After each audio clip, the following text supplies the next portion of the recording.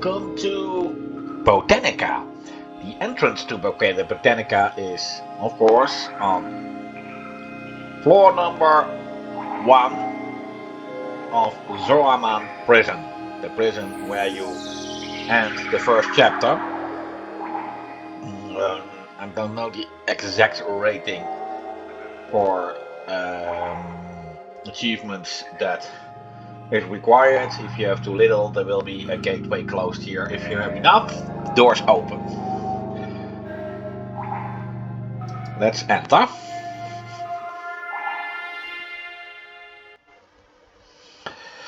Well, due to a failed attempt earlier, for which I destroyed the recording, the Traveler's Emblem that is somewhere here between the giant leaves was already taken. Botanica is a bit of a failed design, I think. Perhaps a better graphics designer can help me. It was supposed to be a kind of a place covered in plants with gigantic leaves.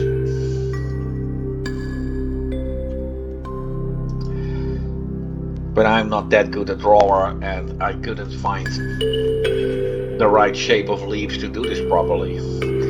So I still had to do it myself.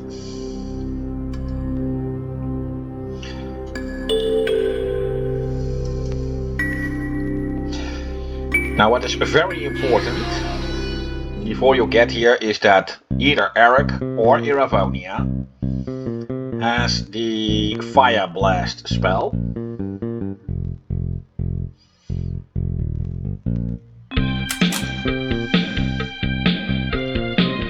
In my save game, both have it. Now I need to note one thing. I am playing in the New Game Plus. Due to that, Eric already has all his dragons, and Sila Kandra, aka Cindy, already has all the gods she can have. Otherwise I would not have been able to get all that at this point in the game, especially not to be as high in level as I am now.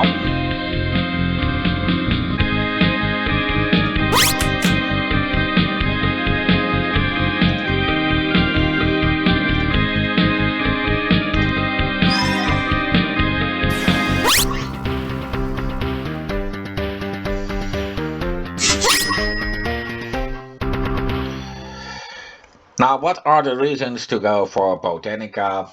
Of course, you can see that the enemies give you quite a lot of experience points. That is one reason to do it.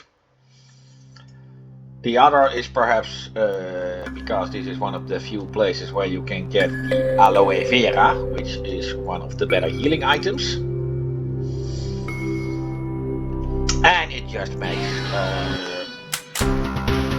a lovely spot to train combat anyway.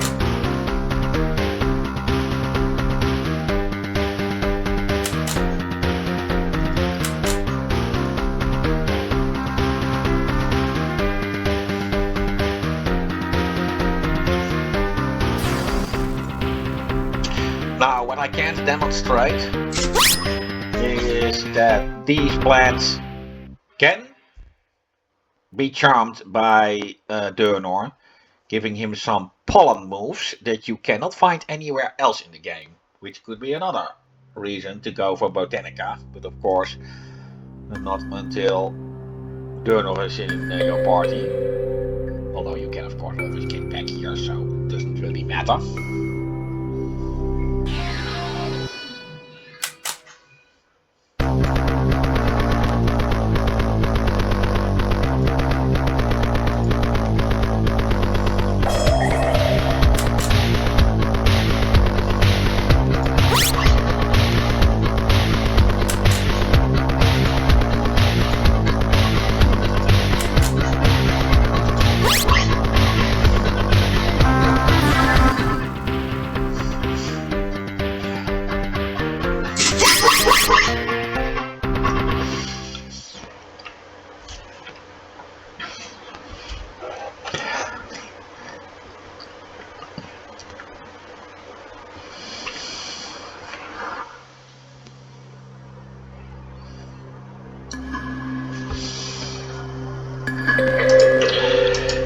Now, if you think the plants here may be too hard to beat, especially when you try the dungeon yourself, then I can only say this: they were meant to be.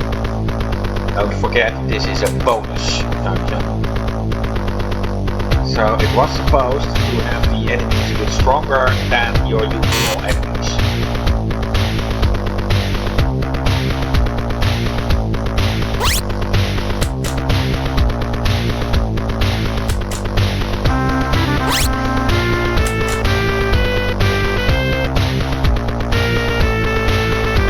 That's all I always entered.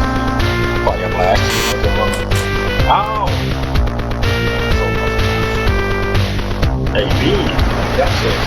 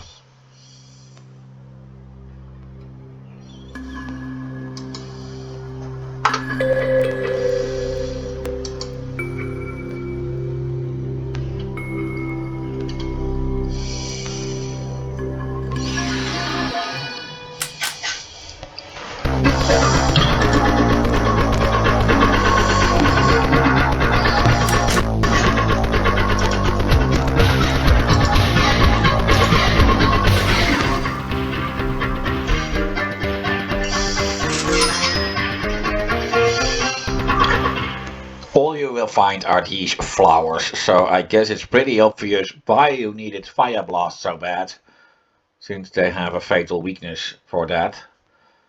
Of course, that was not that hard to guess given the fact that they are all plants.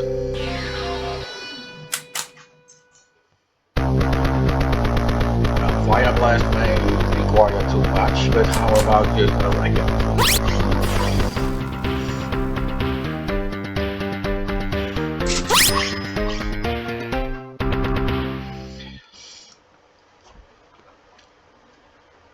41 for Rebecca. No, that's...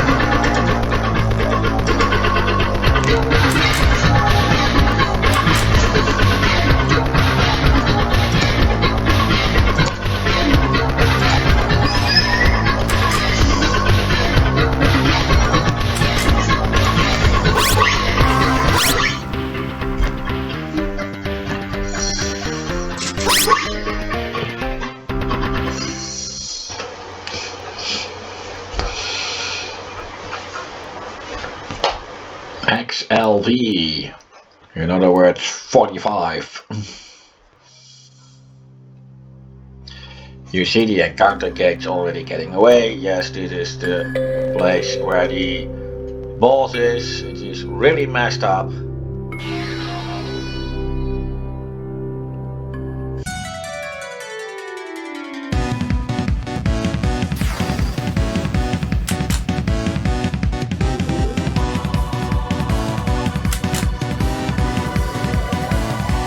Of course, the name of the plant, Audrey, is a reference to a famous movie.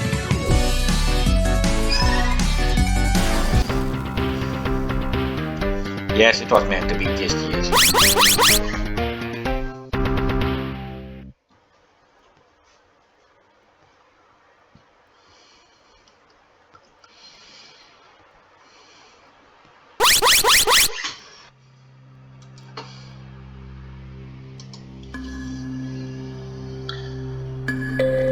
And well, that is basically it for Botanica.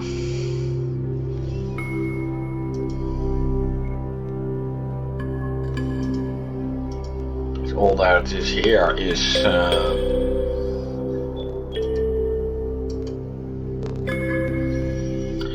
quick way back. And of course a way back to the portal to Zoraman prison.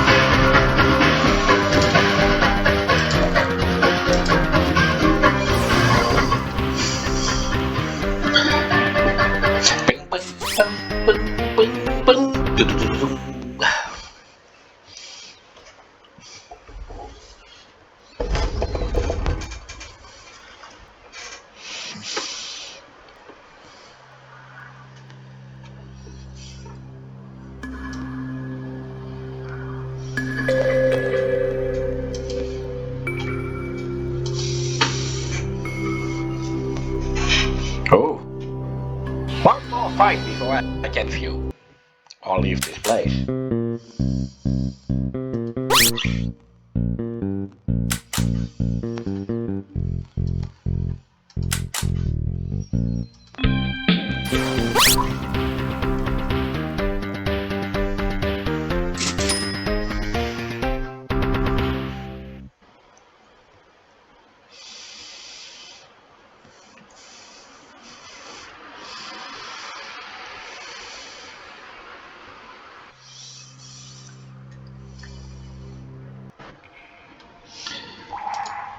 Well, and that's all as far as Botanica is concerned.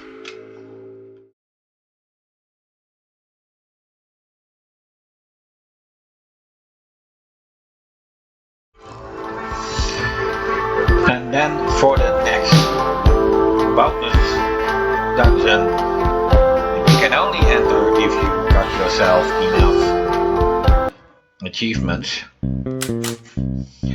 Now, before I can enter that place, I must first uncover the regular secret dungeon, the madhouse, which you have of course seen in my main game videos,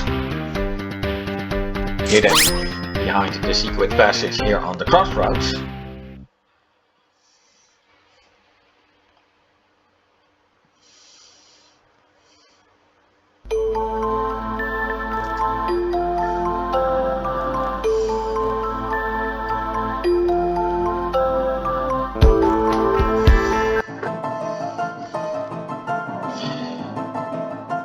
In order to get to the dungeon, you actually have to enter the cursed house itself. And then of course try to get back out, and then you enter here. If you have enough points, you can enter. If not, there will be a gate right here.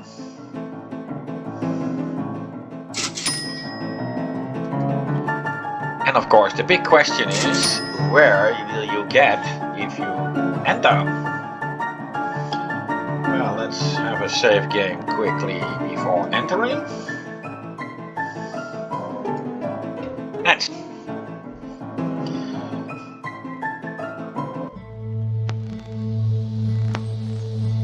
What in Veneria's name is this place? Yeah, I'd rather marry an Australian poop with cabbies is a quote from Star Story. So perhaps you already know. Burgovnia side facility is a dungeon from that place. Yes, I just directly covered it here as a kind of a cameo.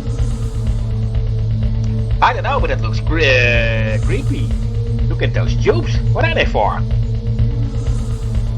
I don't wish to know, butterfly. I want to get out of here. I'm afraid that's not an option. The road behind us is sealed. If there is a way out, it's through. Represent the revenue, everyone. If there's something alive in here, I doubt it'll be friendly. Now, I really took in mind which characters you can have at this point, as only those characters you can actually have at this point will speak.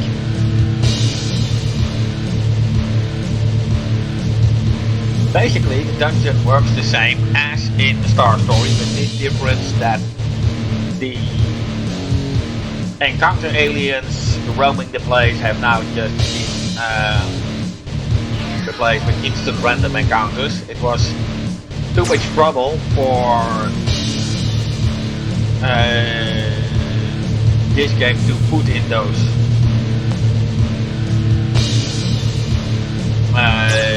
alien things walking around. Of course, you can wonder you could replace them with instant encounters when you did the Phantasar Party Star Story. True, but instant random encounters is not as hard to code. That was only 5 or 6 minutes of work. So basically, you can't compare the two.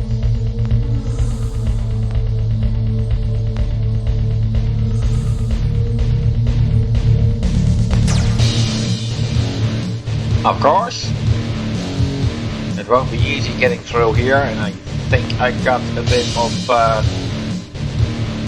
too early in here. We'll see.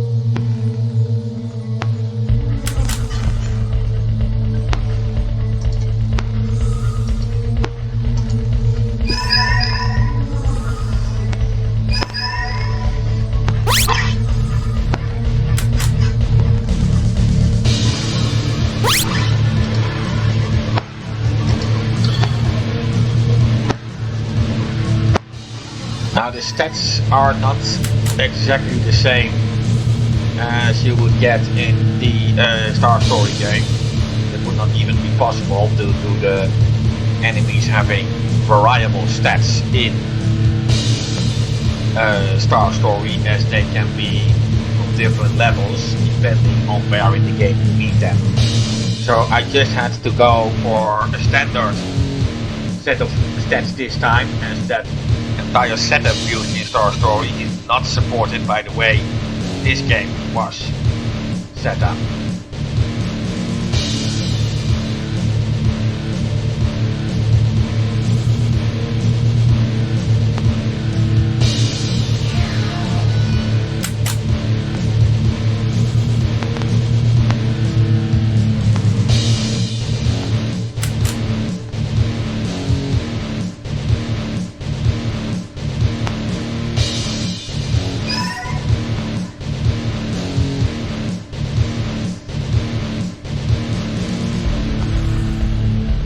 Always nice to learn a new move on the road.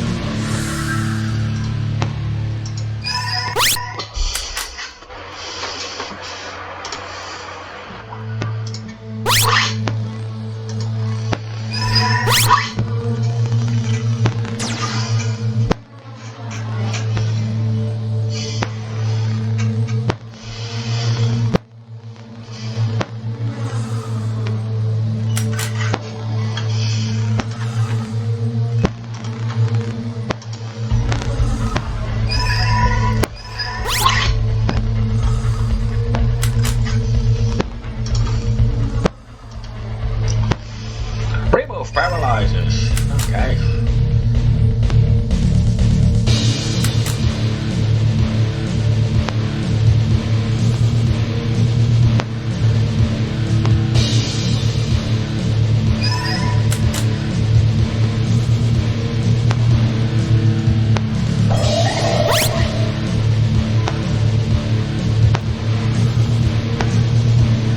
Of course, the items being dropped here are the items that you would normally get into your inventory while playing Star Story. So it may seem a bit cheap that I just copied them from one game to another, which is of course true to a certain extent. But this dungeon gave me more trouble than you would initially think. I had to transfer the enemies, for starters. Of course, I had to re-script those doors. That was a basic script in Star Story. But here in this game, this is the only dungeon using it, as this is the only high-tech place. But of course, I had also to copy all the enemies, and I had to entirely reconfigure them as, like I said before, the setup used in Star Story is not supported by this game.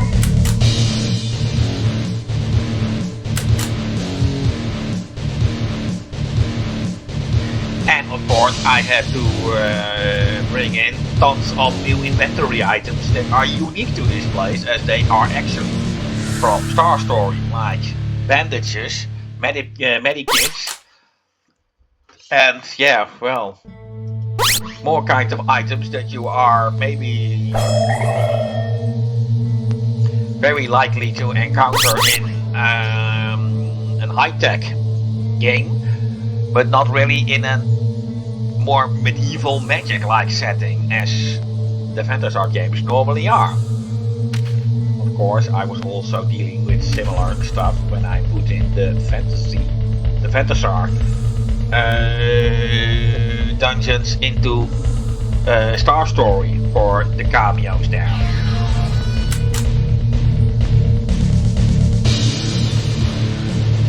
So all in all, it is less cheap than it may seem.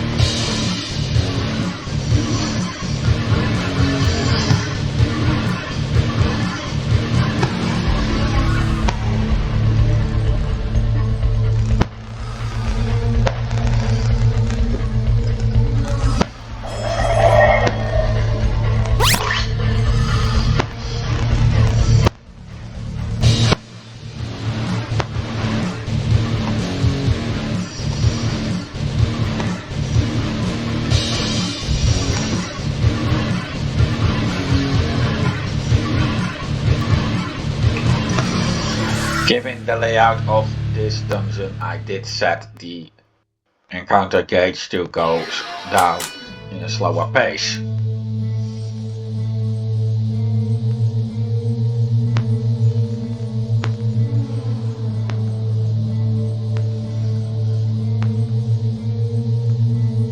This of course because some areas are rather big.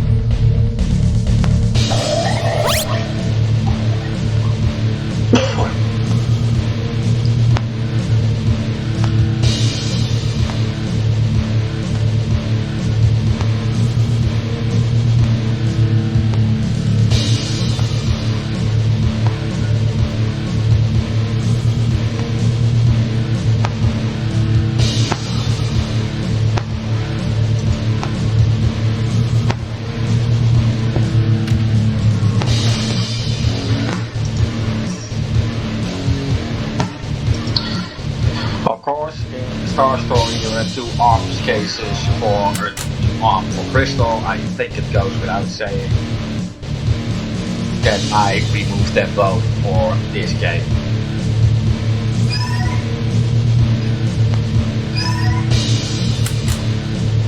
Since this game does not support that entire feature.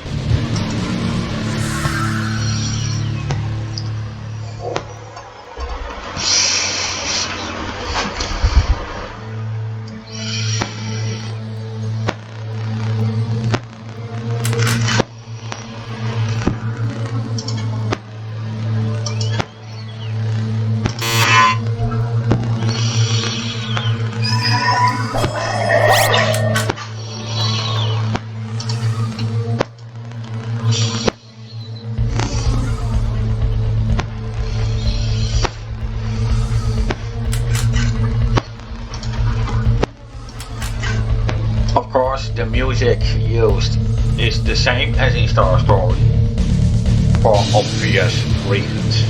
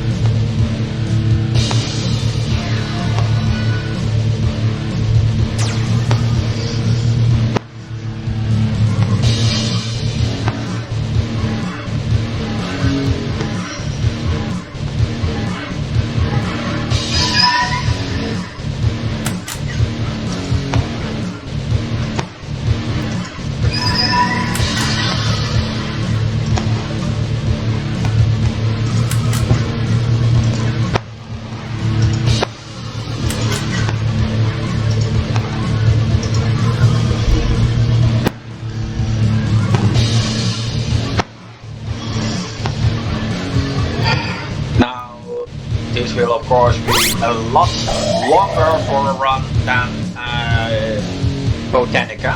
Yes, that goes without saying. In Star Story this was already one of the longest dungeons after all.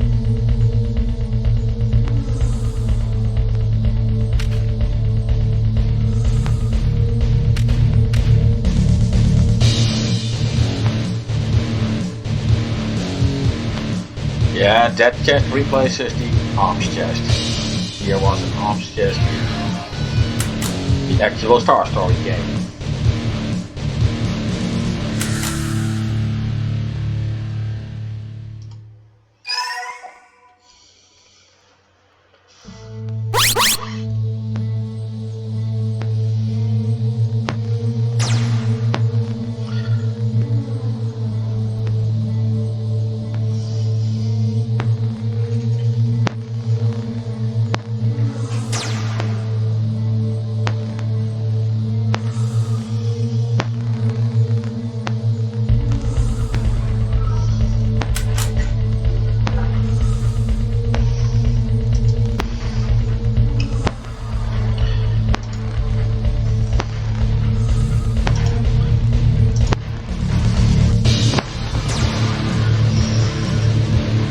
Just let them lie down there.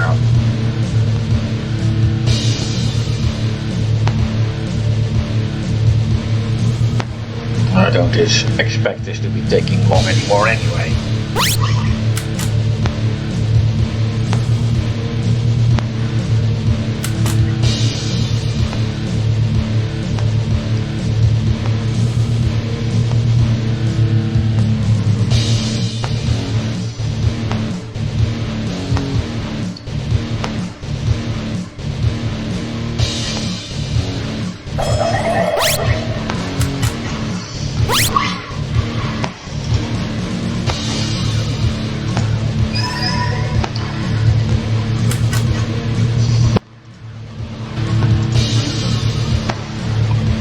Yes, I did put in the oversoul into these characters too, enemies, even though the feature was not supported in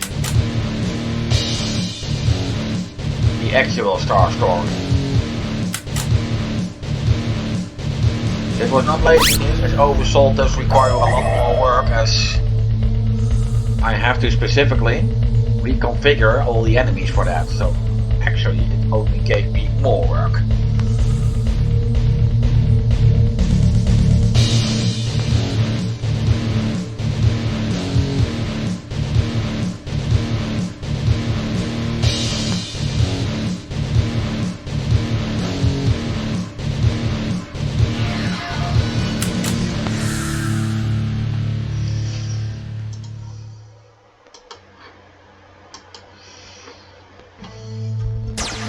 Bow.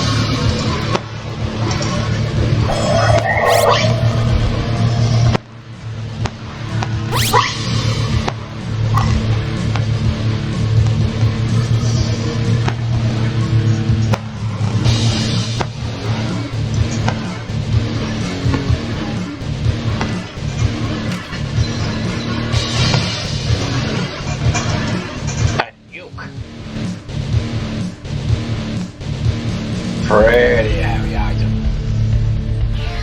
And of course only available in this place.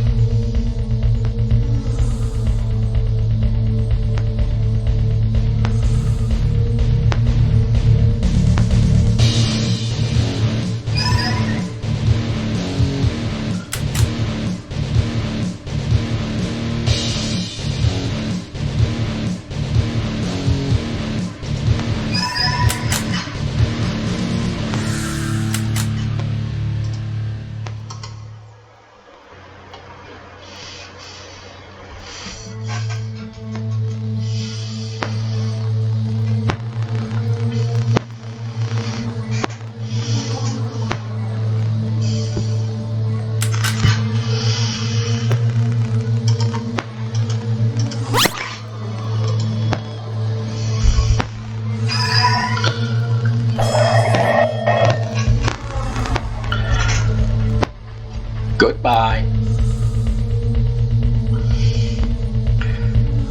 Of course, you saw an arena dropping. This is of course very interesting. As you know, in Star Story you could collect arenas and sell them for money. Of course, they don't do that.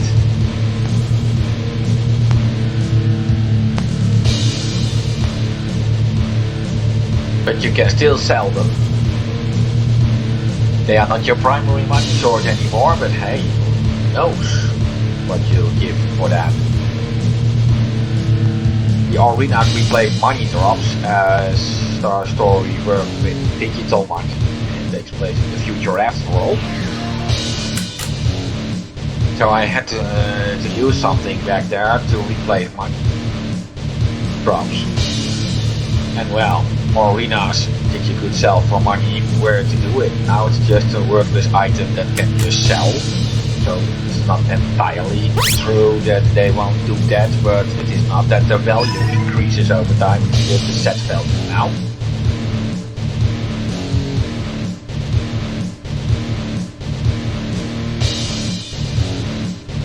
That was actually more what I meant.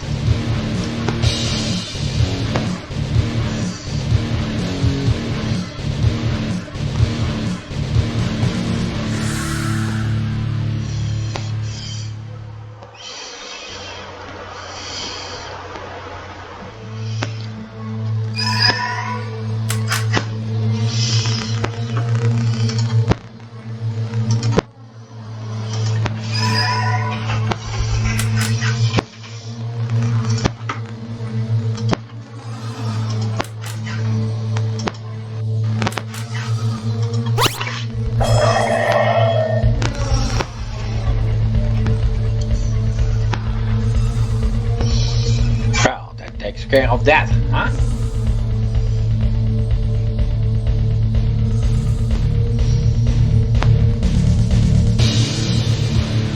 Oh, oopsie.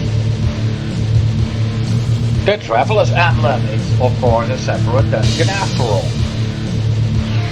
And yes, I placed it there on purpose. I mean, it was already way too easy to just click the exit door. So I did want to be a dick.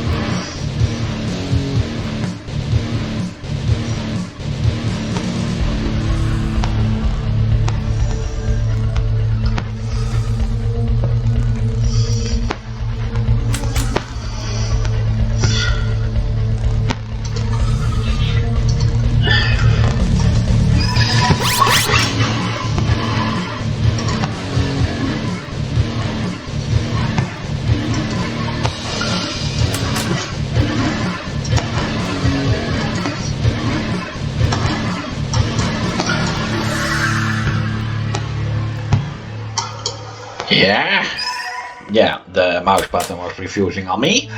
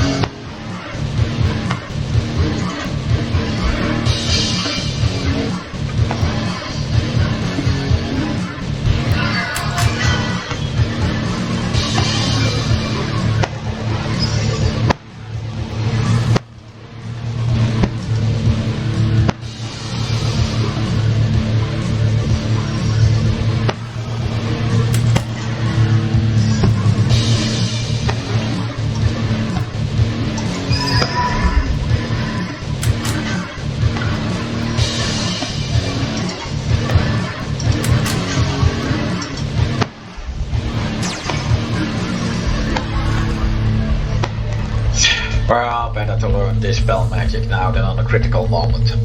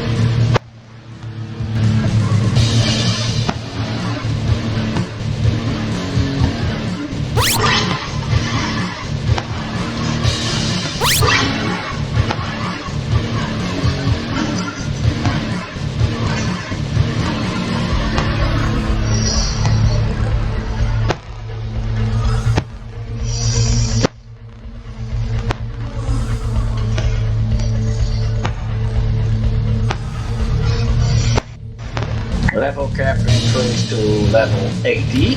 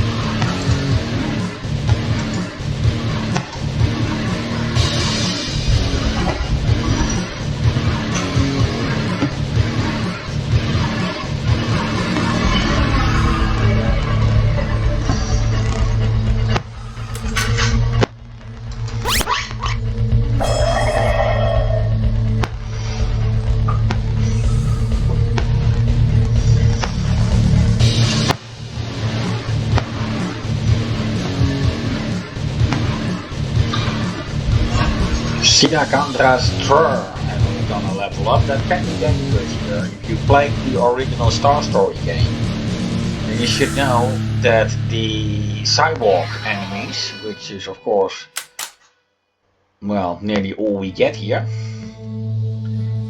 will actually heal from thunder attacks. Not that I think that it will matter that much.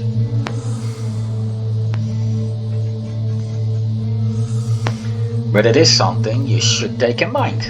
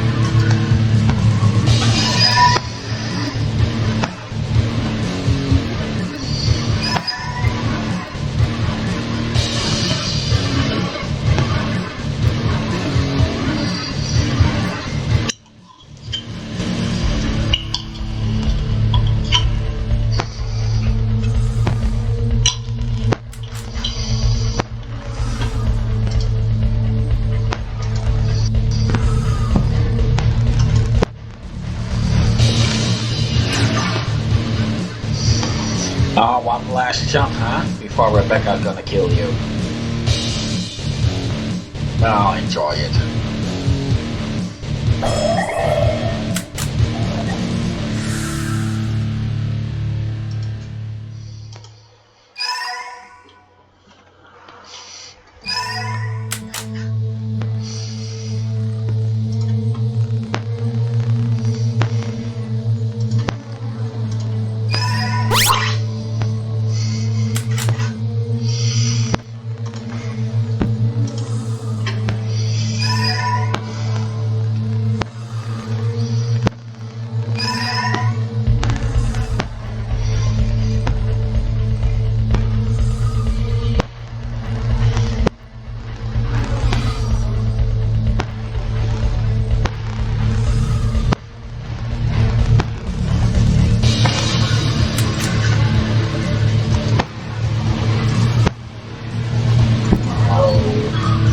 Not enough AP.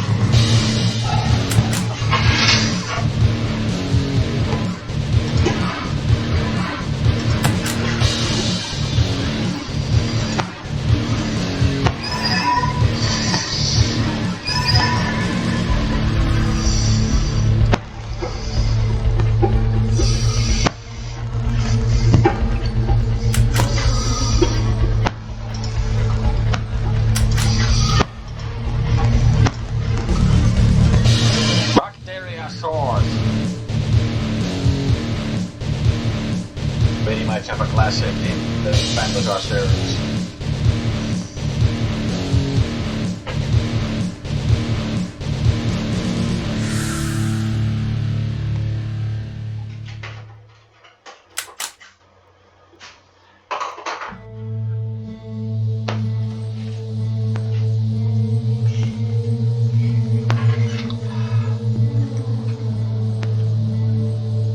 Well, what can you do, little scorpion?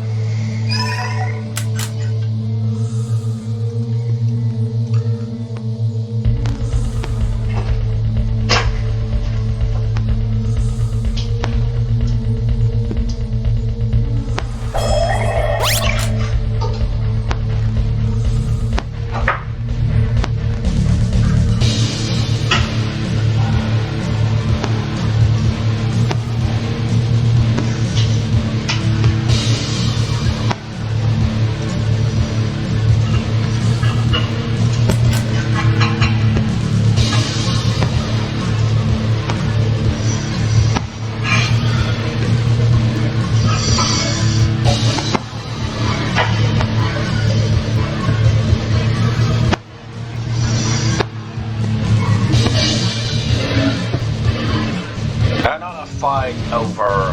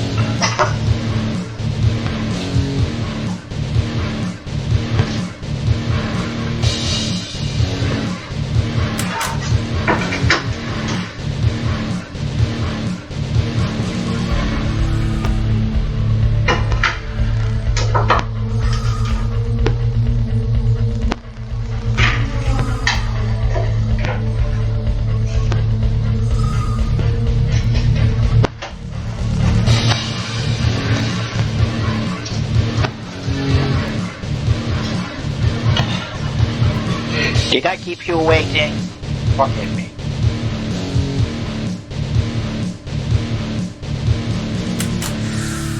I thought it would take longer, and I already had my coffee maker running.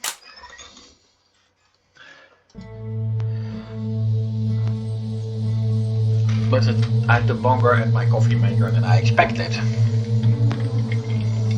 I had been running back and forth for, well, 2 or 3 fights now. But now I have my coffee.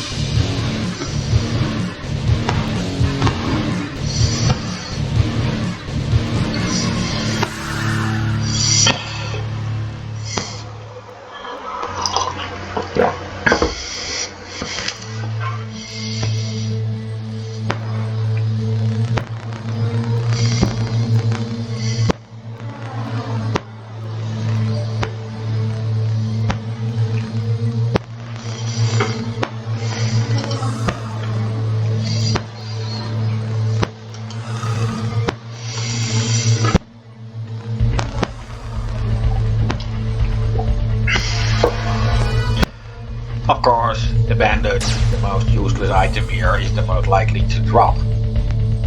Didn't see that one coming, eh?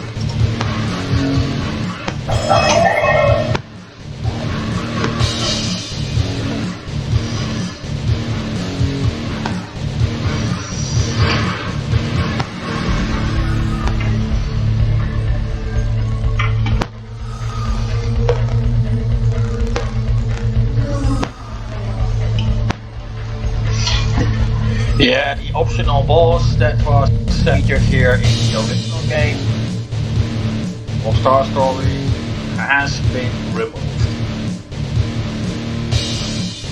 And of course I removed the transporter plate here. Now the reasons for that do appear obvious, but it is less obvious than it may seem. But perhaps I need to play on a little in order to show you.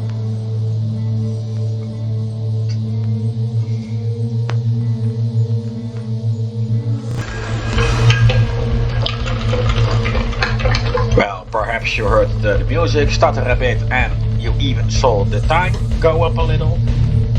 I just had a break, took my dinner, made myself some coffee, so I'm fresh for the next part of this specialty.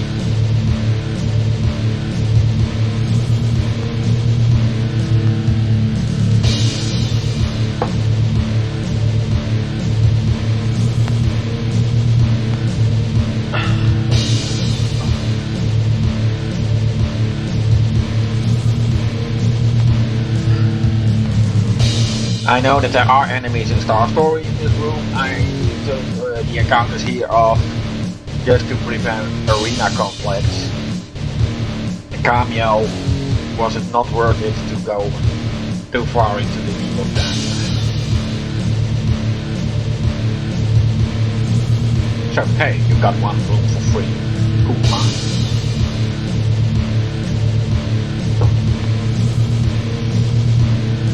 Of course, in Star Story, where this dungeon belongs to, this dungeon is located on an alien planet, Esperon, and that would be the home planet of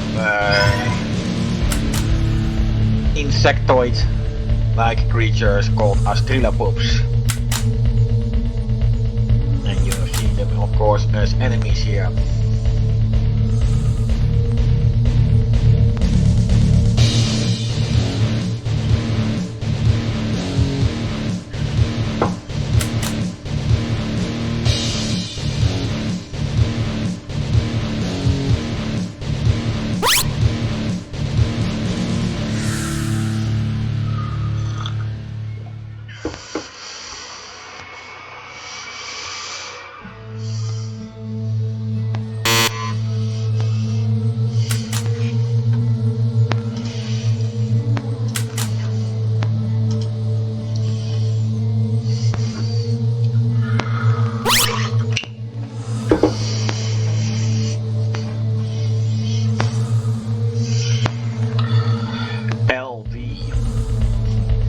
If you didn't know that these were Roman numbers, you'd say that it was just level what?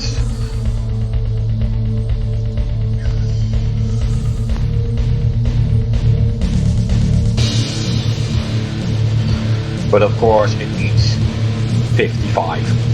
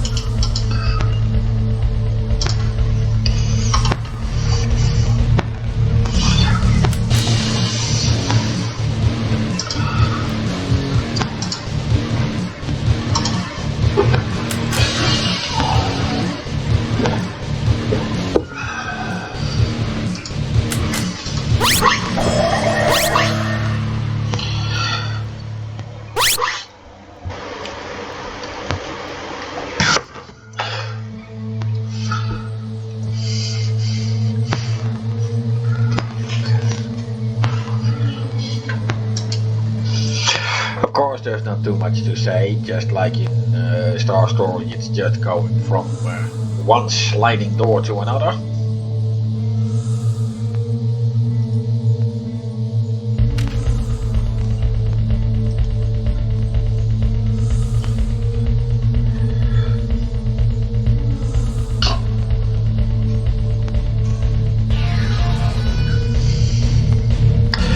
Now you may wonder, of course, if I really just copied the file from one game to another. Well, unfortunately, if it only were that simple.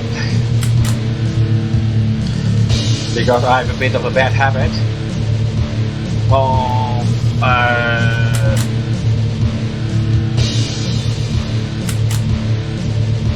putting the texture files differently for every game I create. And Ketura maps do not contain the texture files itself. They are a bit put in kind of dependency, so to say. You will notice that as it merged into one big JCR file. JCR stands for Jeroen's Collective Resource. The system I use to package all the files together. But for me, in development, it would basically mean that it wouldn't be able to find the texture files so easily, or I must copy them to exact the same directories in all projects, or either alias them. But experience taught me that easily turns the project entirely into one big mess, and I really don't want that. So basically I just use tools for that. Let's try to reorganize all textures, or to even look if I didn't already use a kind of texture in the project already, since there's no need to copy it again then and then. But if it is then in a totally different directory, it will just find it by file size, MD5 hash and that kind of crap.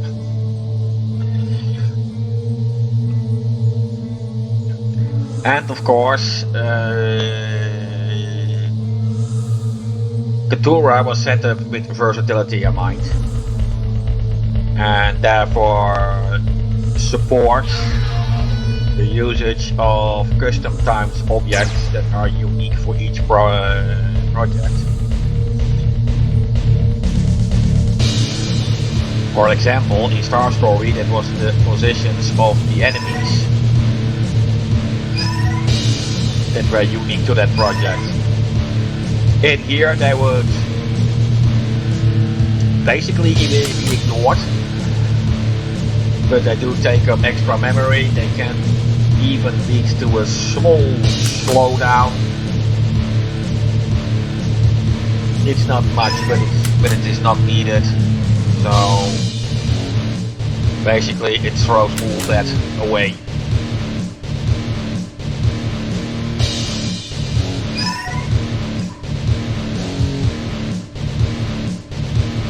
After all, we need now objects that the game can't use anyway.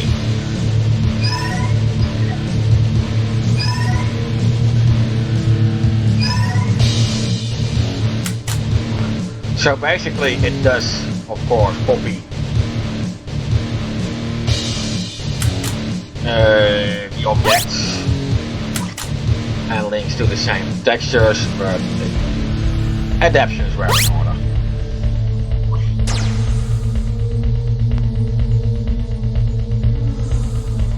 There is of course a reason why I didn't store the textures inside the Ketura maps themselves.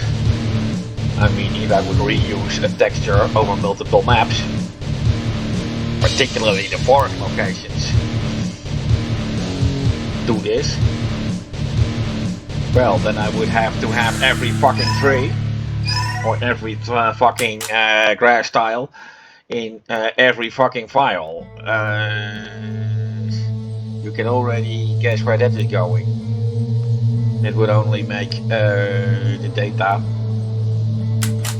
very long with double data. Who needs that?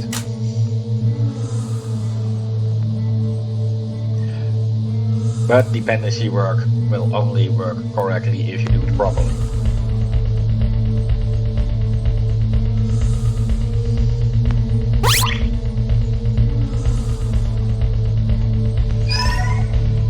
Which also explains why Linux is such a big disorganized mess.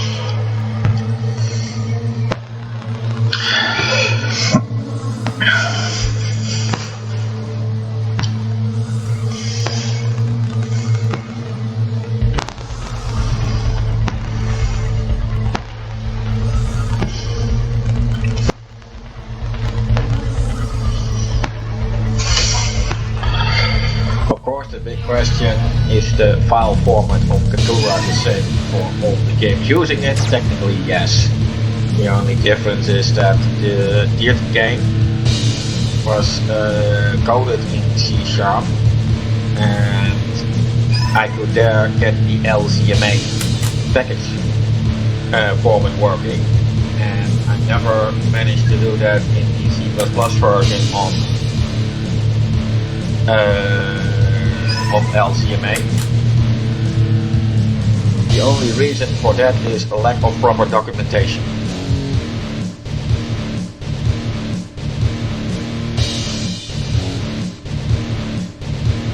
If there are people out there who are willing to help me on getting LCMA to work in my C++ version of JCR, then let me know. I will be all ears.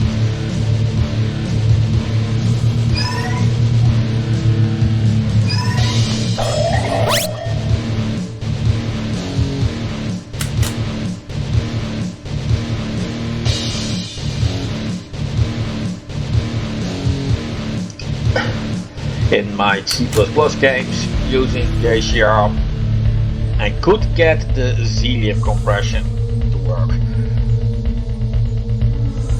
Now I have been experimenting with Katura compiler. That will not do much difference for the in-game results, but it is more a binary form of Katura. And I am hoping that it will load quicker. It sounds a bit strange, but Katura is actually just a JCR file with two entries, one containing the metadata and one file containing the actual object, and the latter is just a kind of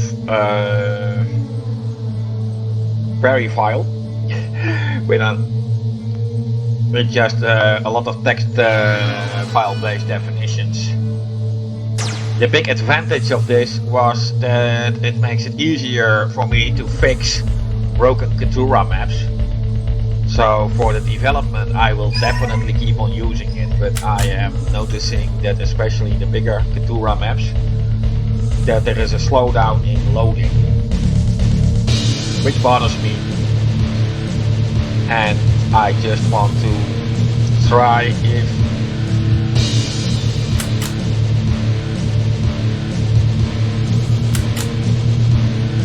I can have a little bit of a workout on that.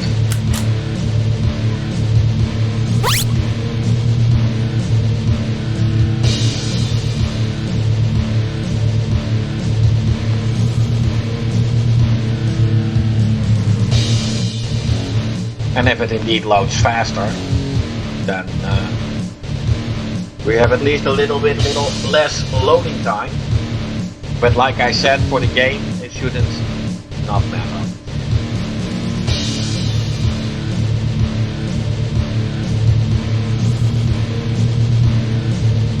And the first game to actually take advantage of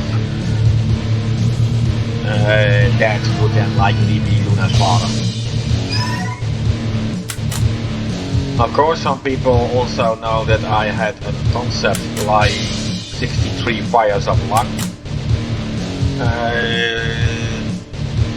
That game is in the current form cancelled for the dead simple reason that the base setup was done with the Love 2D engine, and I don't wish to use that engine ever again anymore.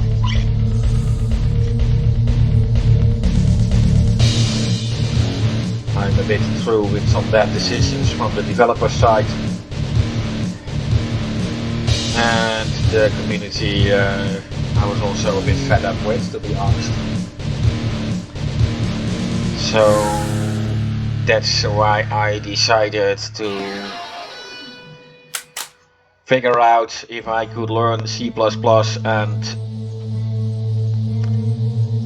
get my own engine on the move, and well, that led to first the creation of Nala, in which Dyrt was written.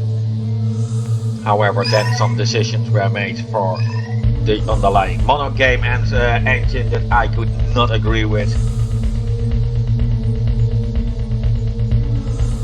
And that was when I began to look for a solution and found a very proper C++ tutorial and a very good tutorial on using SDL2 in C++, leading to the Apollo game engine, which in turn was the predecessor of my current Cindy's creative interpreter,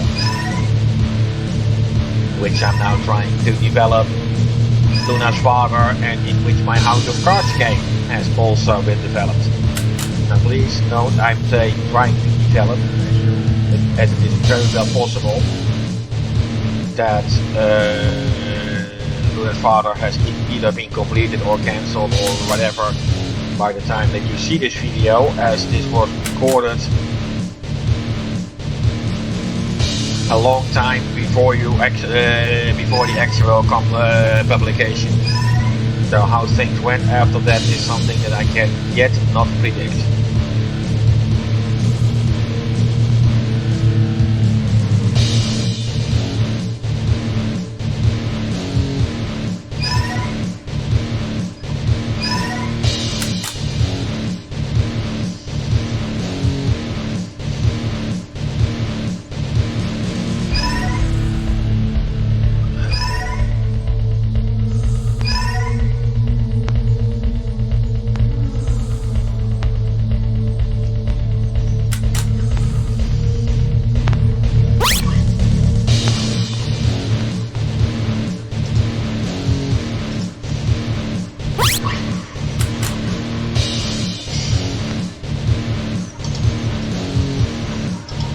Oh, we got an oversolar here. That was with this many healers only to be expected.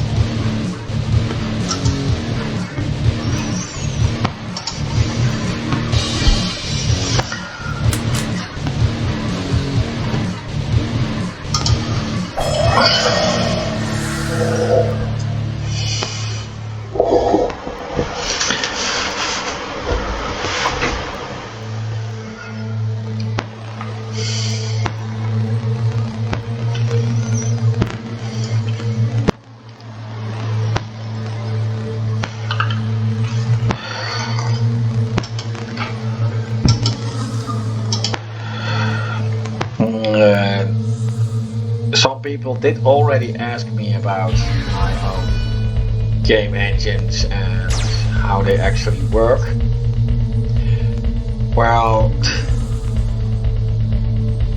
the game engines are actually released under the new general public license, so basically anyone can use them if they please. It does, by the way, not mean that you are not allowed to make closed-sourced productions with it. As the scripts the engine would use will count as the data and not as part of the engine itself. Only the code that is needed to compile the engine itself is protected under the general public license.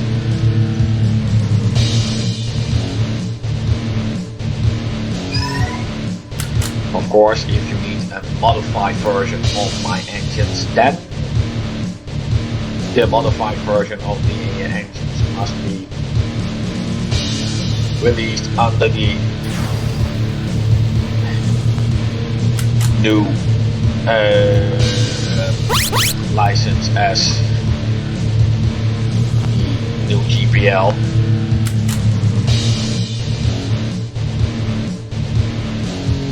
License.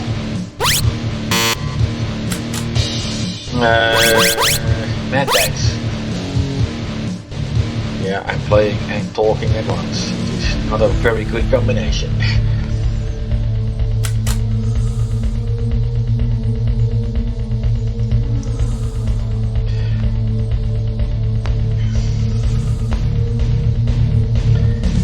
Well, in the meantime, you saw that my Eravonia alert Inferno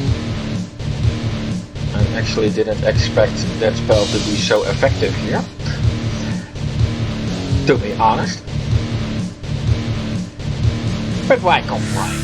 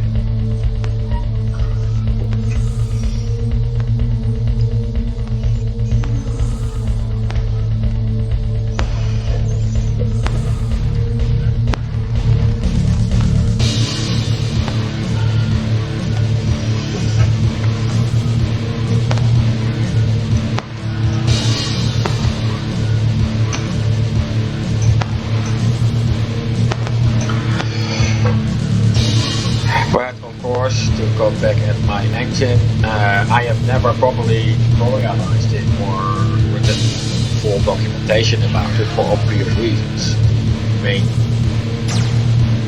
the reason that I set this engine up was to fill my own needs.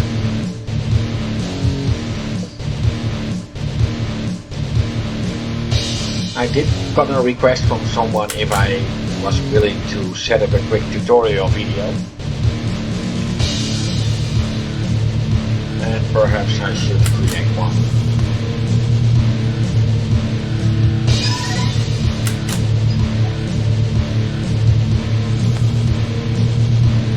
Don't expect my engine to be the most user-friendly one.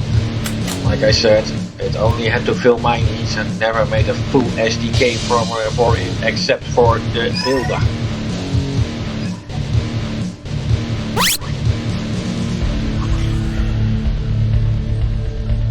That should of course go without saying, but it is.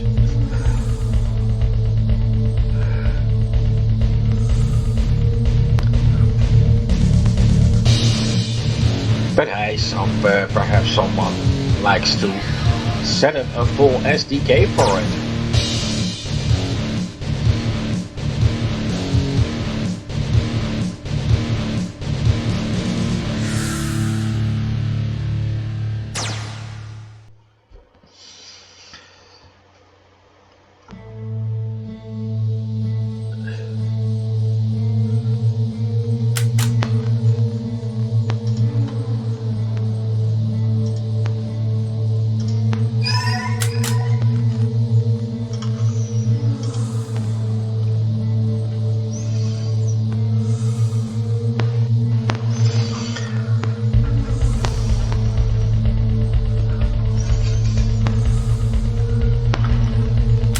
Of course, when it comes to using my engine, I think it comes to no surprise that both Nala and Apollo have been discontinued, or as good as. I will only update them for the good of the games that are currently already published in it. But no major updates to make new projects possible.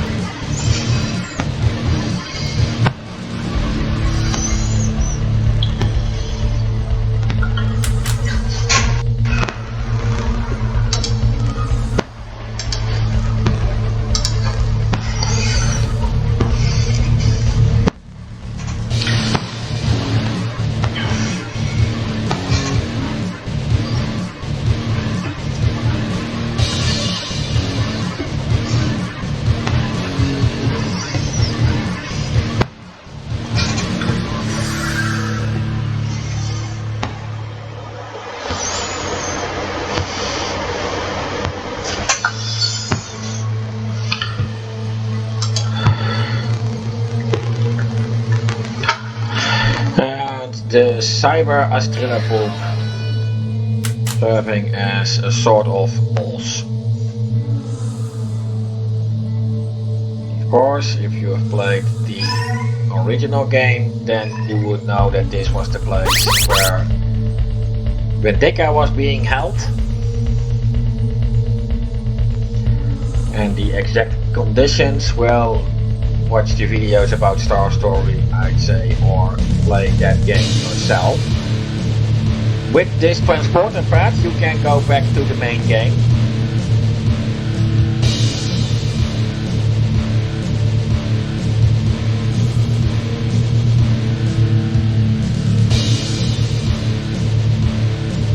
And just like in Star Story, the Ugonia science facility had two parts. What I completed now is the third part. There's also the entrance to the second part. Now the door only opens if you have a certain amount of achievement, and the requirement is set a bit higher than for entering the first part. Second part is, just like in Star Story, a bit hard.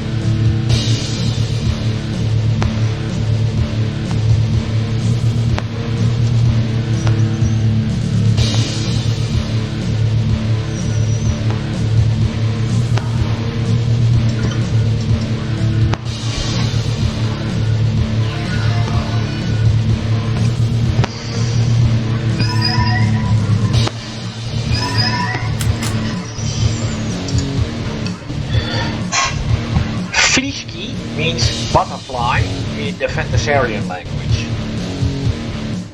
And of course, if I would have made the Fantasar characters of this game speak their own language, then Friski would also be what Silacandra, aka Cindy, would call Iravonia. Of course, now you wonder what Iravonia would then call Cindy. That would mean Scarpiti, which means little scorpion in the language of Fantasar. I guess that was quite obvious.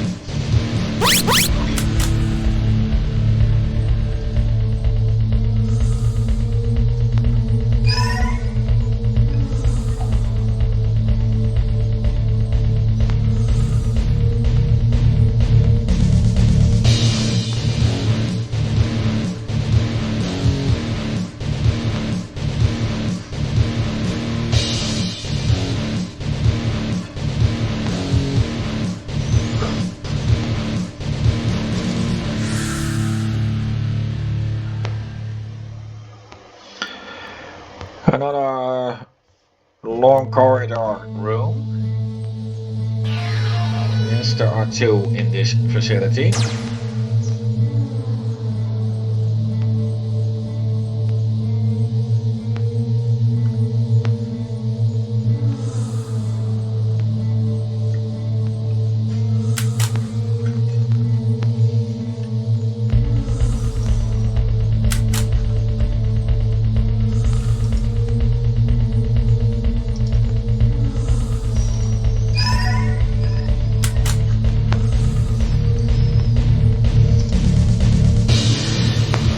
This is a deliberate misspelling of the Dutch word bier. In Dutch you spell it M-E. Oh, correction. M-I-E-R. And bier means and in Dutch. It was basically a bit of a joke to spell it like that. I did this with more enemies you can find in Star Story Action.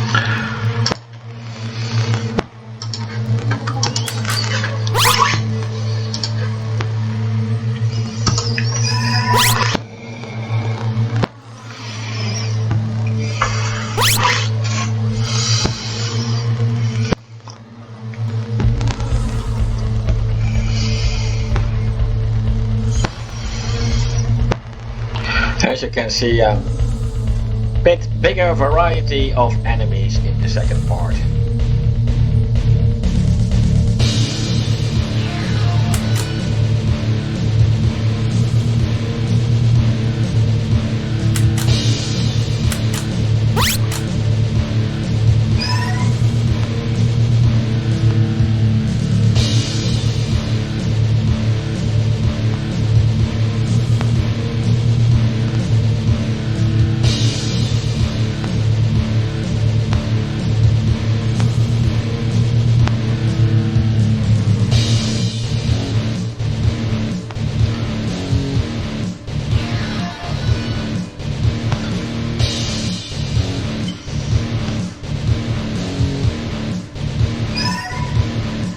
It was to be expected.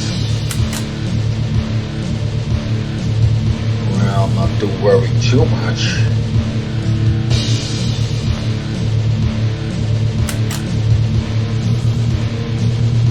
As if my calculations were correct, the timing could be more rotten.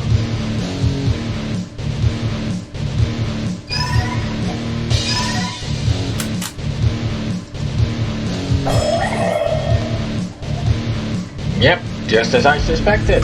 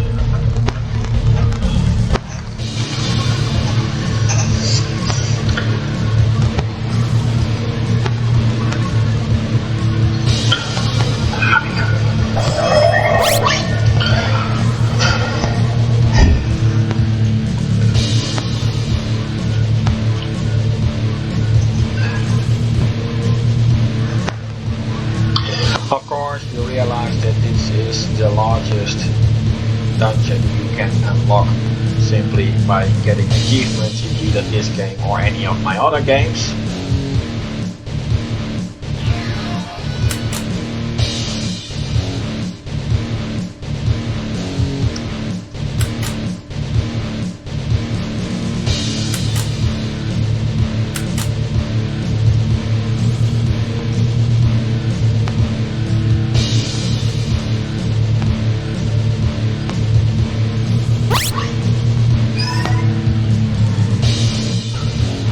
The others are a lot shorter.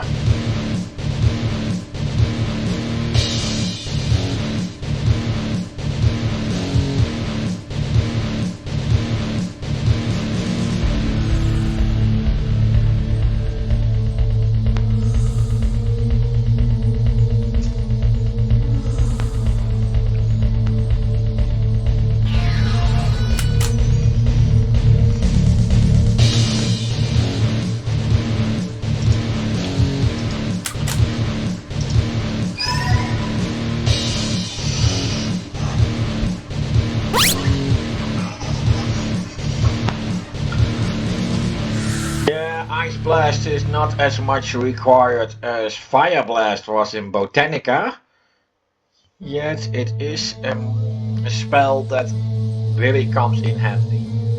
Of course, Eric is the only one with the ice element among his magic groups,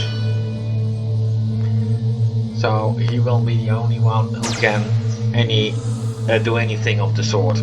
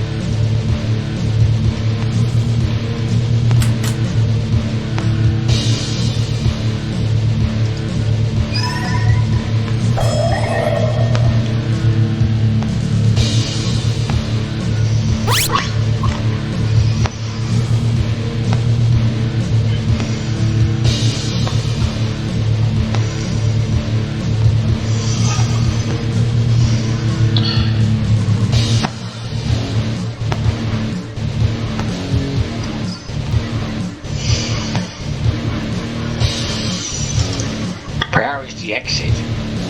It's a secret! I really did this on purpose.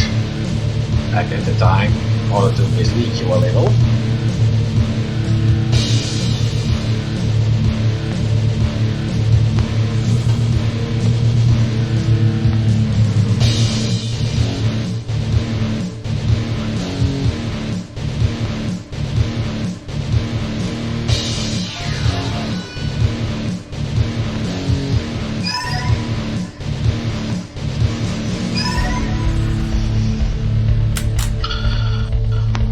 This is terrible.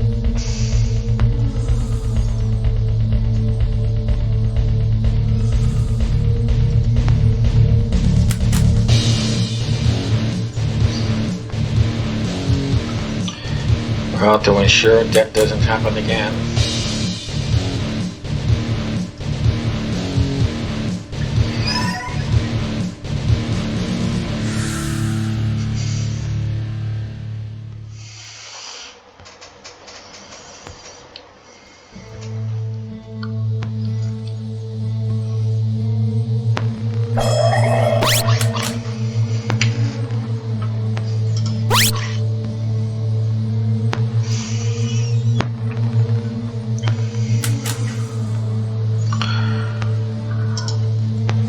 how nice. I wanna love you, but I better not touch. Don't touch, I wanna hold you, but my senses tell me to stop. I wanna kiss you, but I wanna too much. Too much, I wanna taste you, but your lips so venomous poison.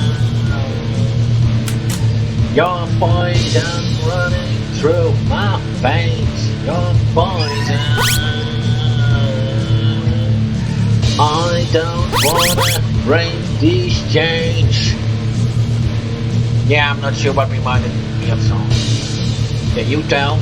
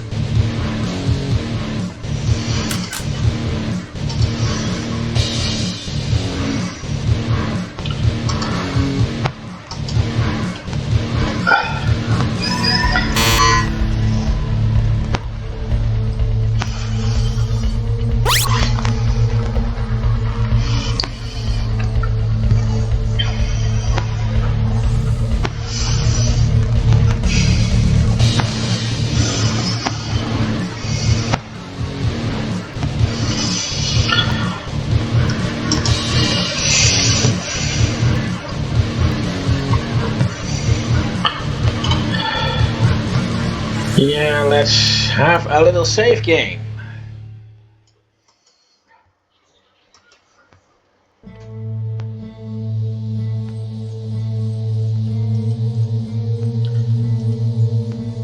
Yes, this door won't open.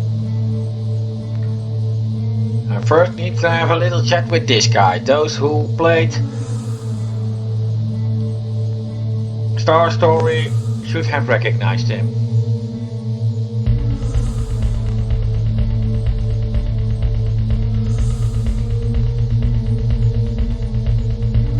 Characters from World of Phantasar entered the universe of Star Story. Characters have ended up in the wrong story. Cleaning up mistakes, deletion protocol queued. After extermination protocol. Yes, I did break the fourth wall. I love breaking the fourth wall. Well, it's just the same balls as that you would meet here in Star Story, and as a matter of fact, with the same music.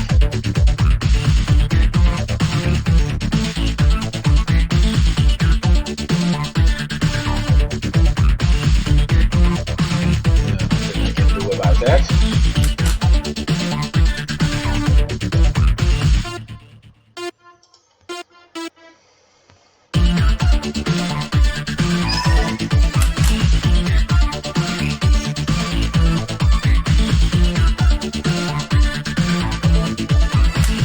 Of course, in Star Story you would only attack Vendika for storyline reasons. That is of course now not the case.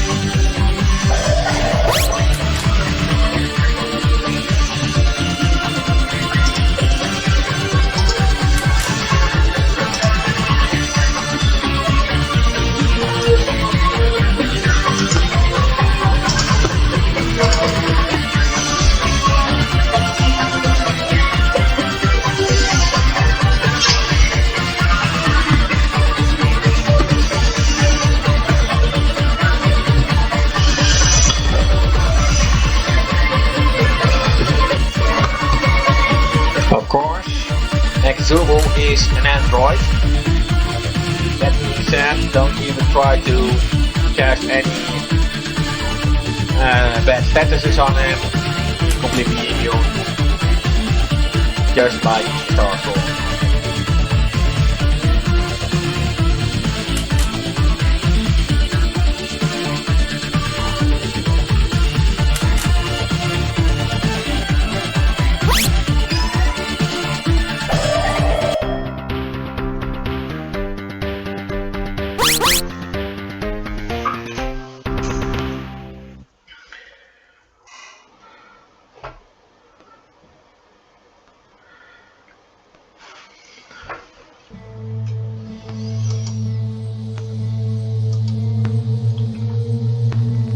Yes, there you see Exuru lying.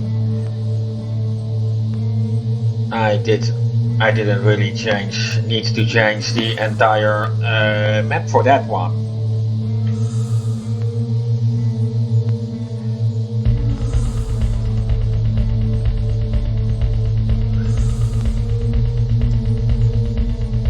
Well, you can of course use this teleporter to get back into the regular game, but let's fit it all out.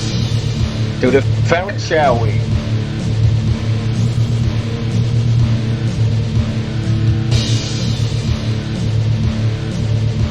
By the way, this was the only boss. It was, by the way, also the case in Star Story, except for the optional boss at the 6th floor.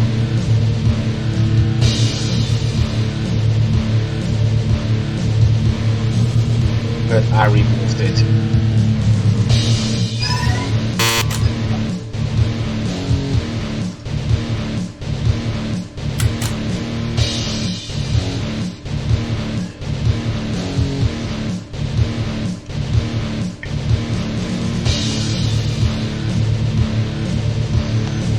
It basically wouldn't have done well to put it in here.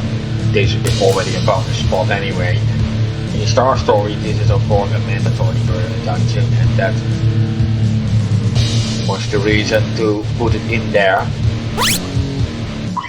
is to give you a little bonus to work with, if you dare.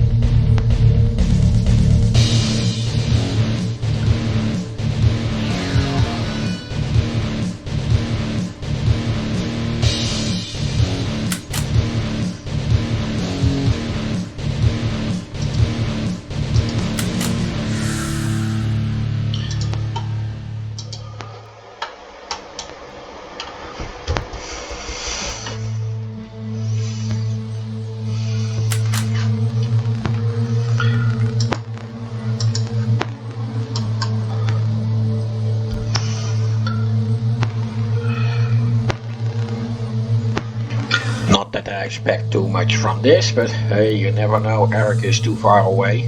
Time enough to get a lot of things done with ultrasonic.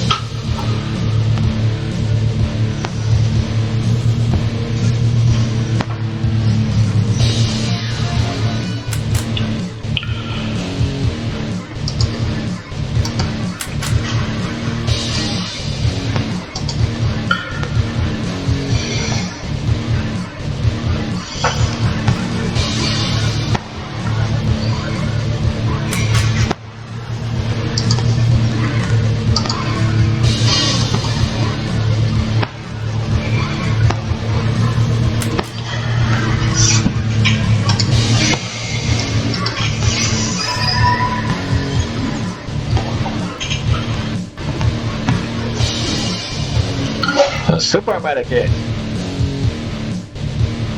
That's is a very strong healing item.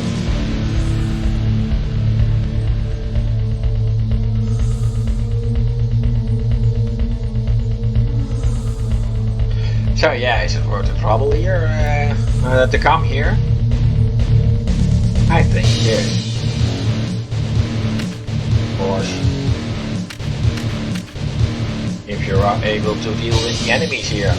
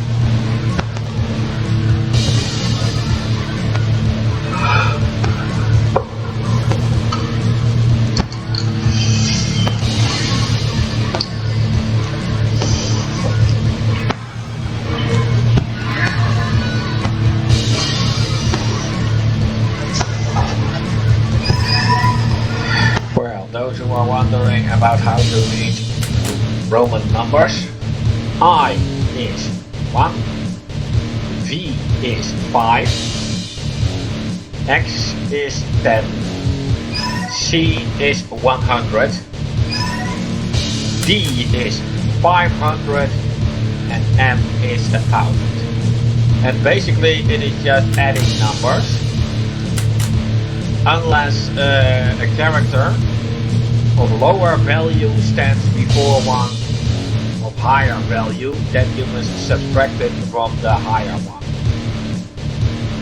So how do I read that? Different bullshit. Yes, that's one. L50 plus 10 is 60. Well, you have only a same story. L 50 x 10.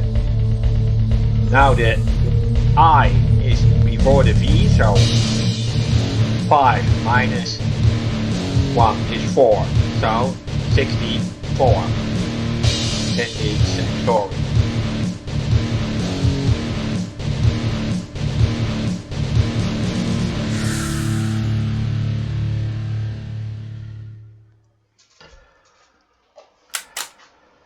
Now it has been said that the Romans themselves refused to write 4 as IV, and that had to do with their religion.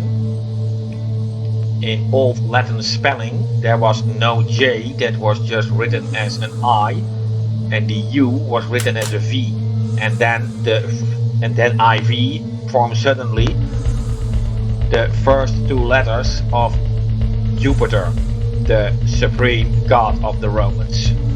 And out of respect for their god, they chose to write 4 as 4 I's instead of IV.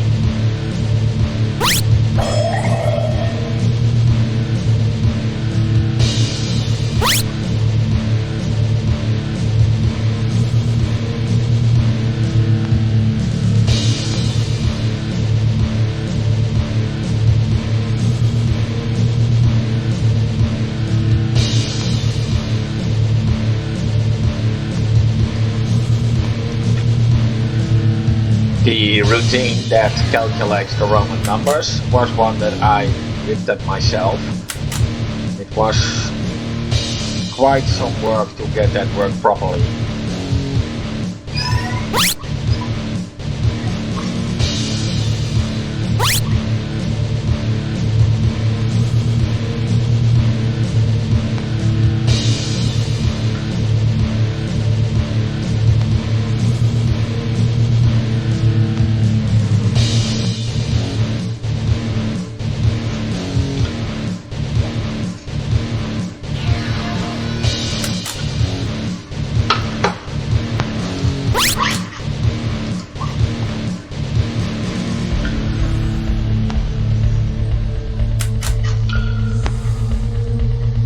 Oversoul? Ah, I see.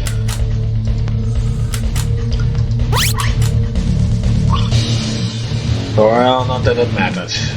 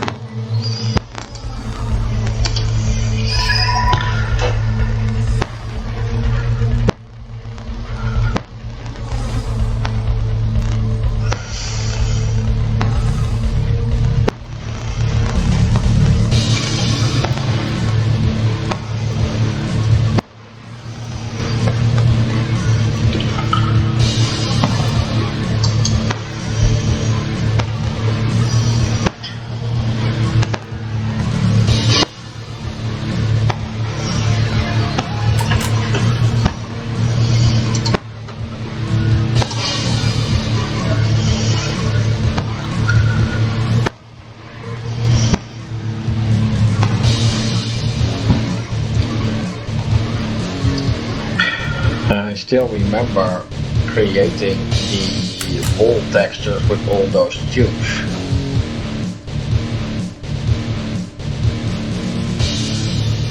That was really a lot of work back then. Lightning, that will yield up that sidewalk. No matter.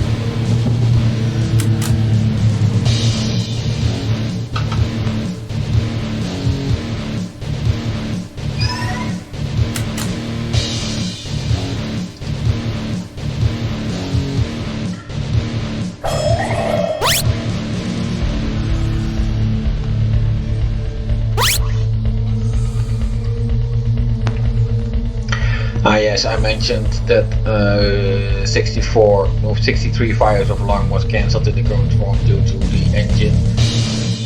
But I forgot to mention if the project will ever be resumed. Well, some core parts of that game are just the same as with any other game of mine, so technically it would be possible. But it will be a lot of scripting work to be done, I'm afraid, to get everything correctly in order.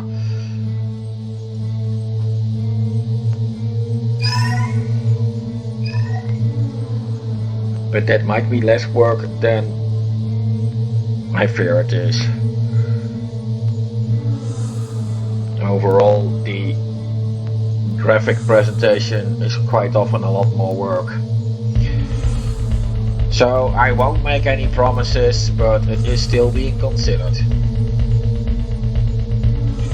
And here I am already at floor 23, which is the final floor where you can meet random encounters, as the 24th floor is where this dungeon will end, just like in Star Story.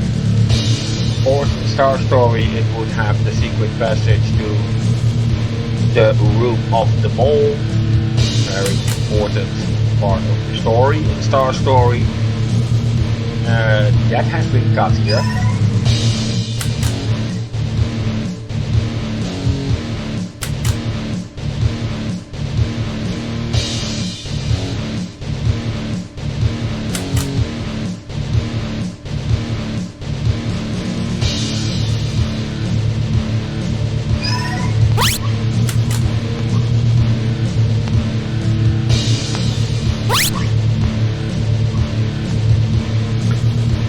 That doesn't mean there is no reward in the end at all. If that reward is worth it, I don't know. I think the most benefit might be gained during the journey there than at the destination, to be honest. At least as far as this dungeon is concerned.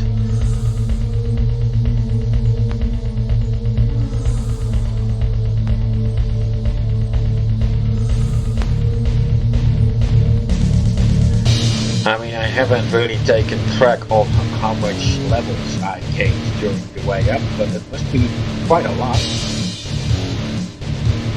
As well as money, as well as items I can only get here.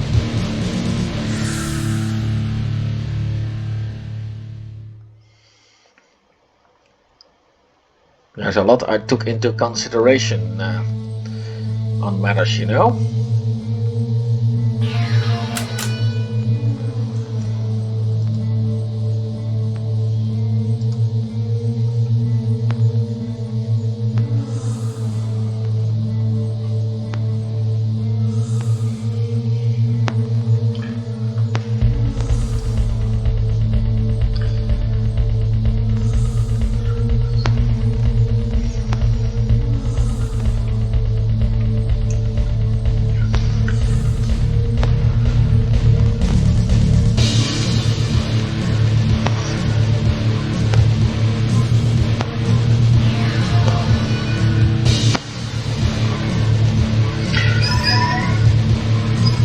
You fucking...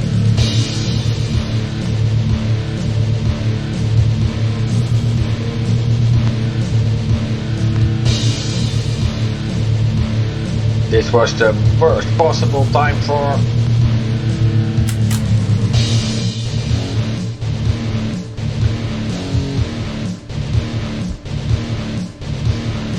that ultrasonic, I tell ya.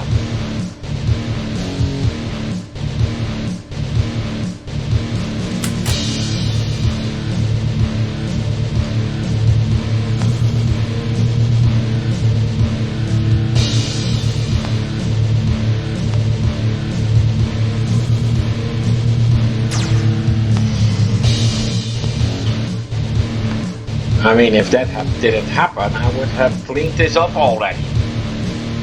But now I don't have enough AP for an ice blast.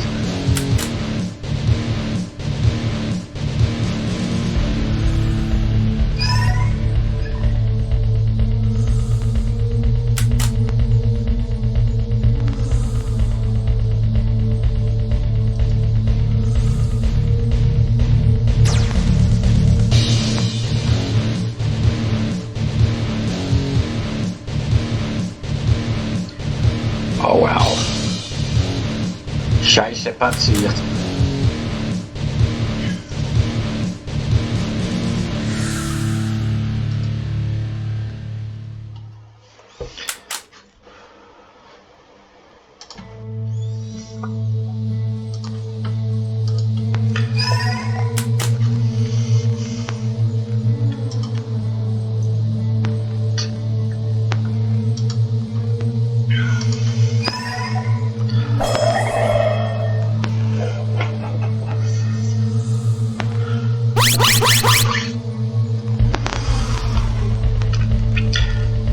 All 4 characters level up. Well, always look on the bright side of life, I suppose.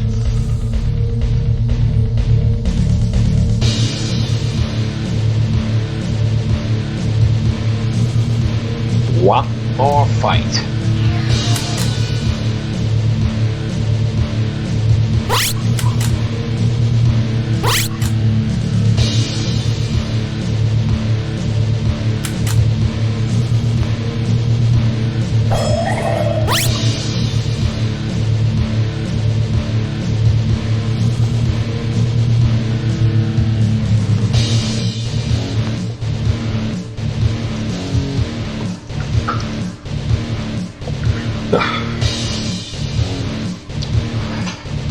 And the reward, a Traveler's Emblem! Well, of course, it's some extra levels.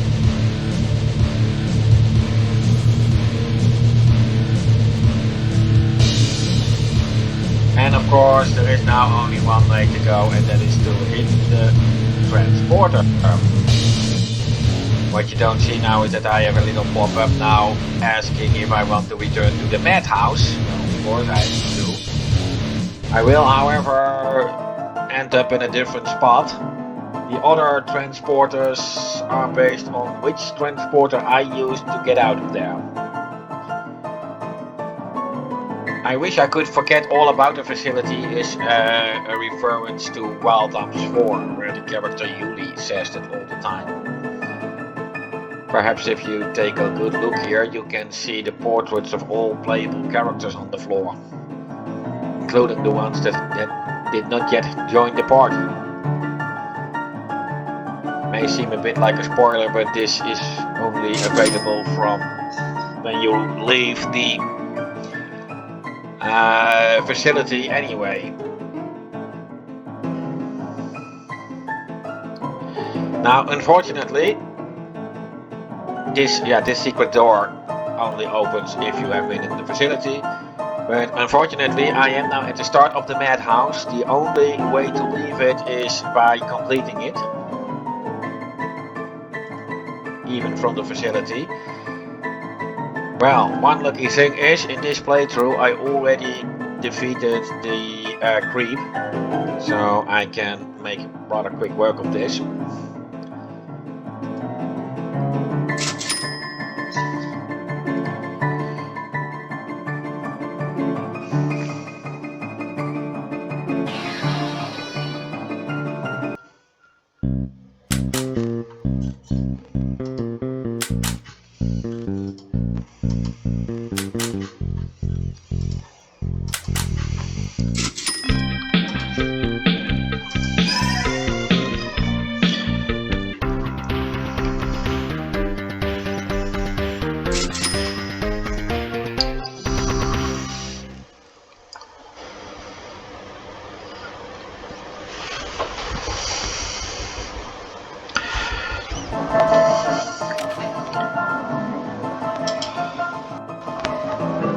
And believe me, I have taken into consideration if this was the right spot to add this for this very reason.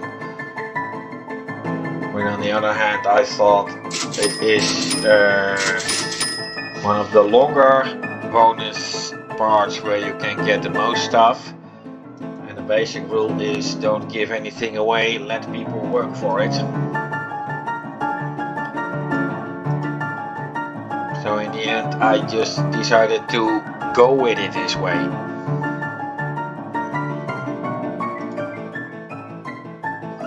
And not that the madhouse is that long anyway.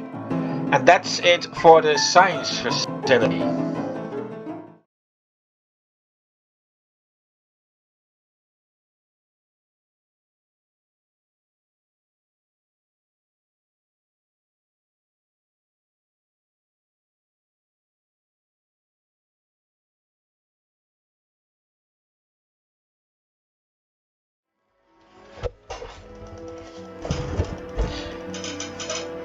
Well, I will now show you how to get into another bonus dungeon that you can only unlock with a certain amount of achievements, and that would be Sugarland. You can only get there, of course, when you have a certain amount of achievements, but another requirement is that the city of Gaggleton, where I am now, is well, of course, attacked by the Order of Onyx, and therefore entirely empty. In order to go there, you will need to get into this house and then go down this stairway. You can only do that if the town is empty, otherwise the owner of this house will stop you.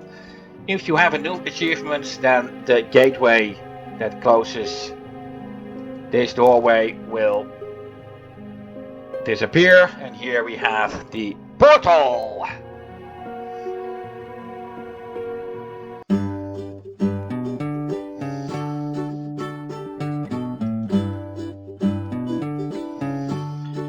Now, as you can see, I already have Angela in my party, but she is not required to have already.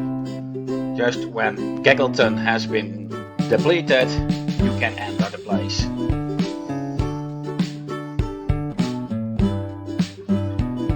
Sugarland was just a bit of the playful candy theme that you always see a lot in several games. So why not put it into an RPG game as well? I have been really looking all over the internet for a playful background theme.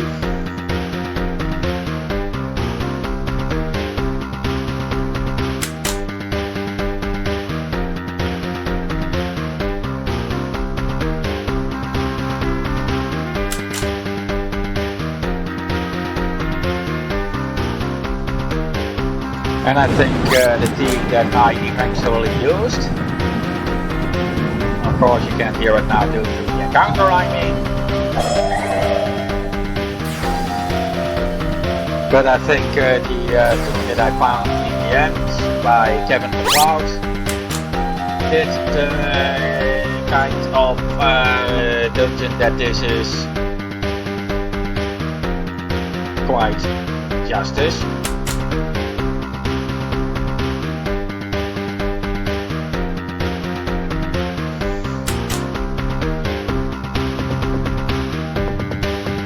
Of course, I came here in the New Game Plus, but that is not required for Sugarland, just as long as you have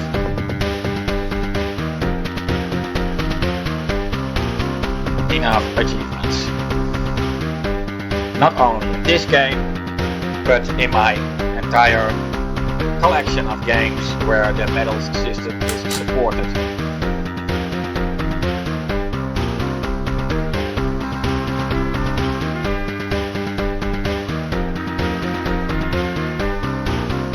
Yeah, let's just activate that.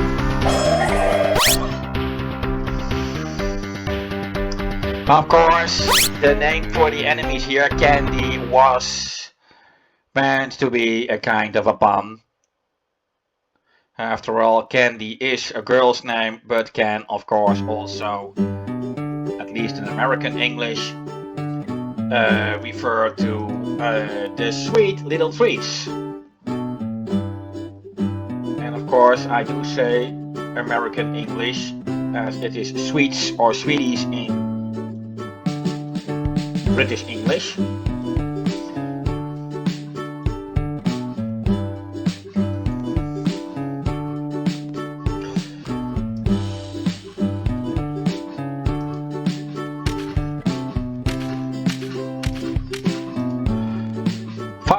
is a traditional English type of candy.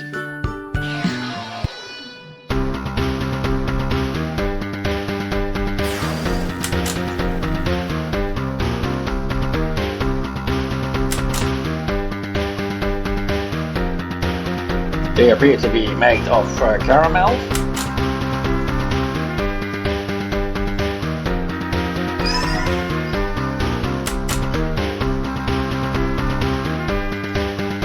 And yes, as you can also buy them in Dutch grocery stores, I did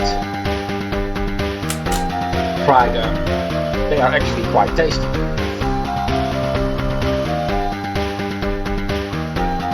Although now that I lost my upper teeth and have to deal with dentures, I'm not quite sure if eating fudge will be a good idea for me.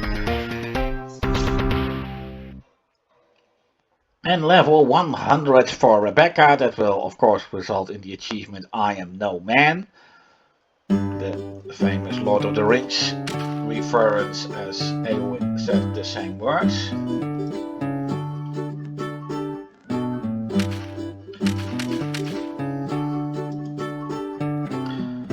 Of course I would take the wrong road.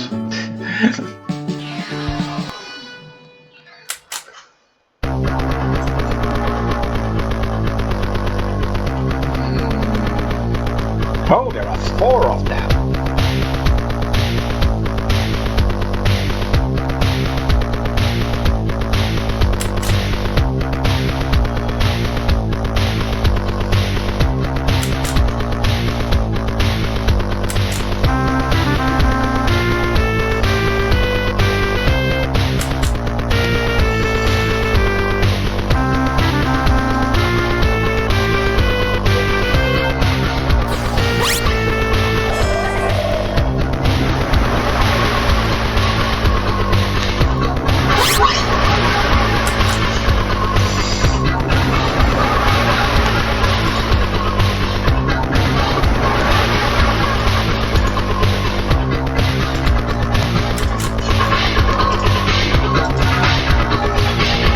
No way, Jose.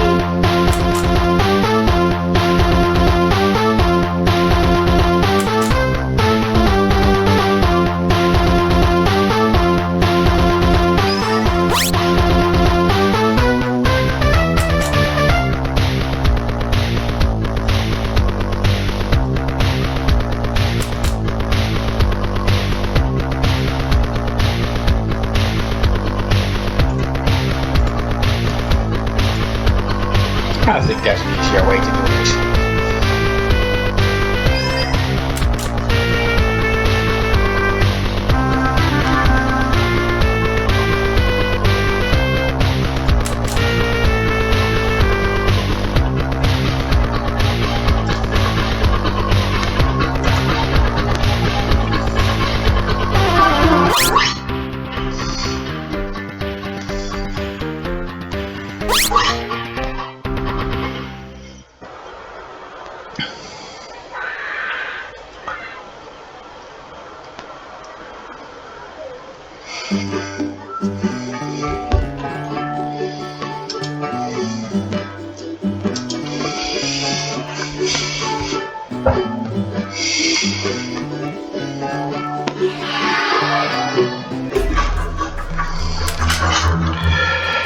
Oh my goodness.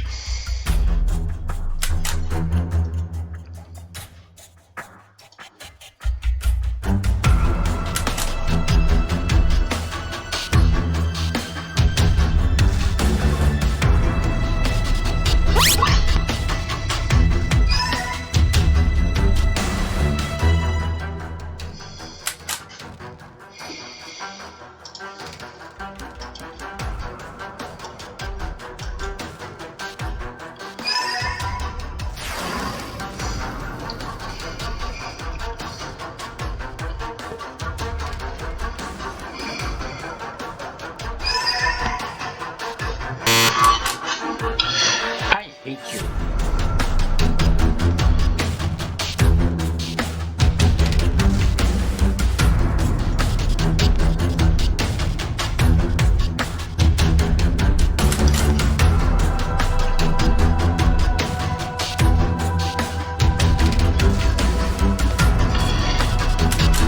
sometimes you know better than to even try.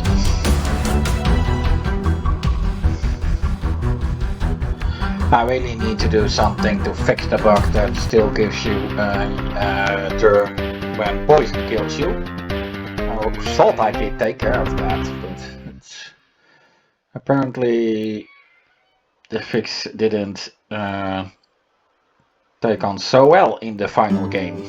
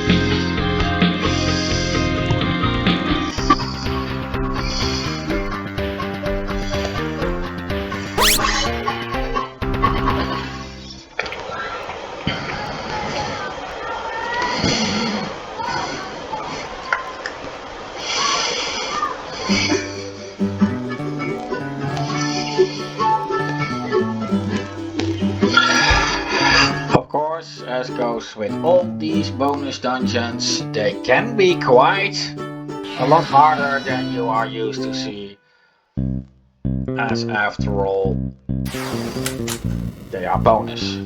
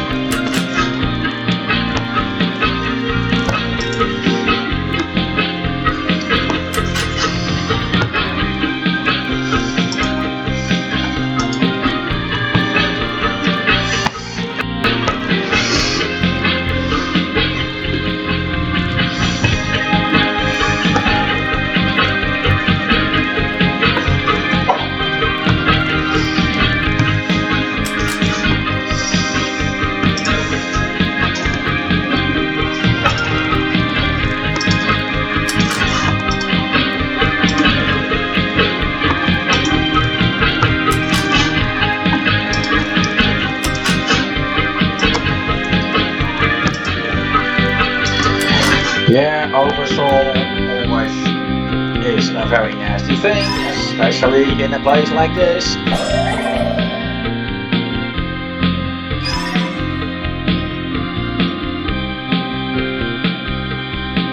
And especially when something like this happens.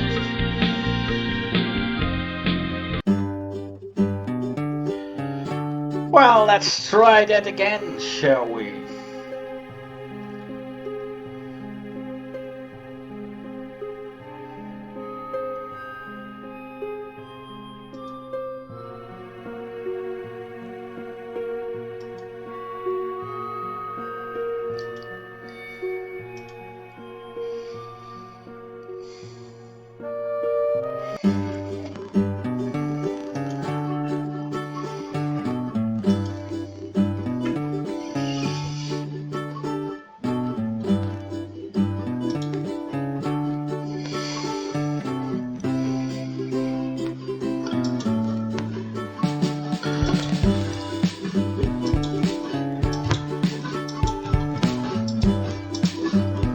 This always takes precision.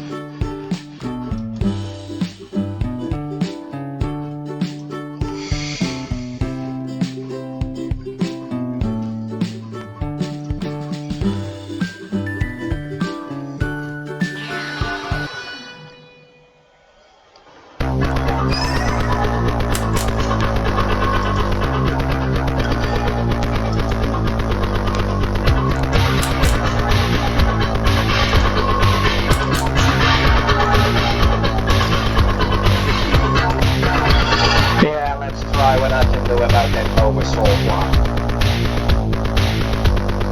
I mean, I have to read it anyway, one way or another.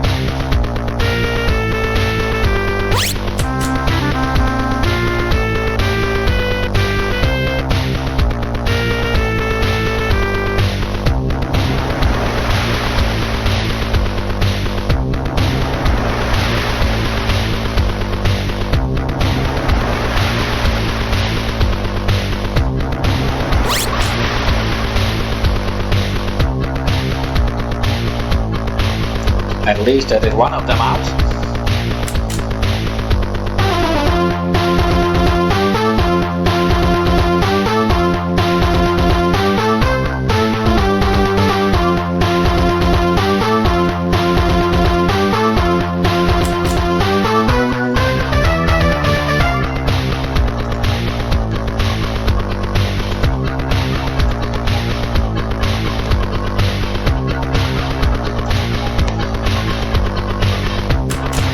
Let's do this differently.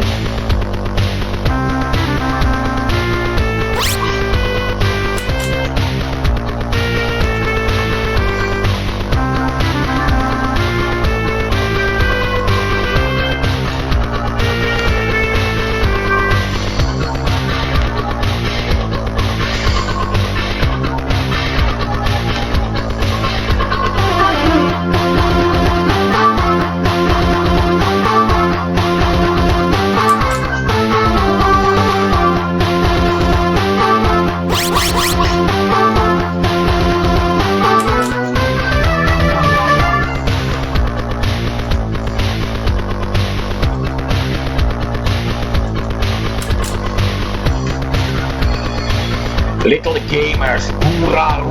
Yeah, that's of course a reference to Treebeard. And let's, yeah, I don't think that will work. Oh, blast arrow. Could be worse. Argella normally could cancel that gal, but I'm not quite sure that will happen with blast arrow.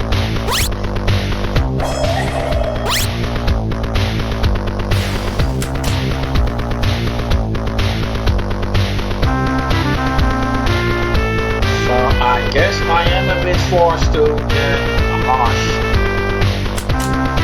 way.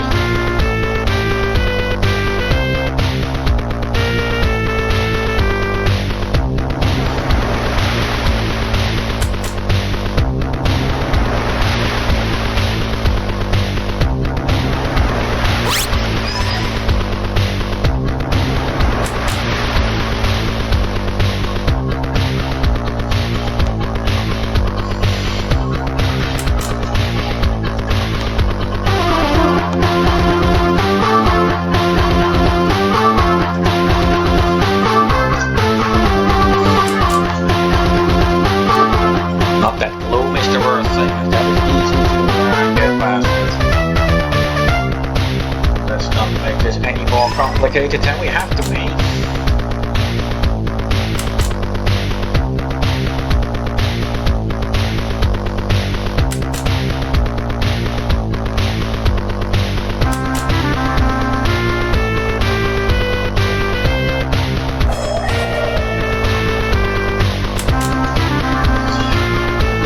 After all, I will have to deal with this oversold gal as long as I'm here.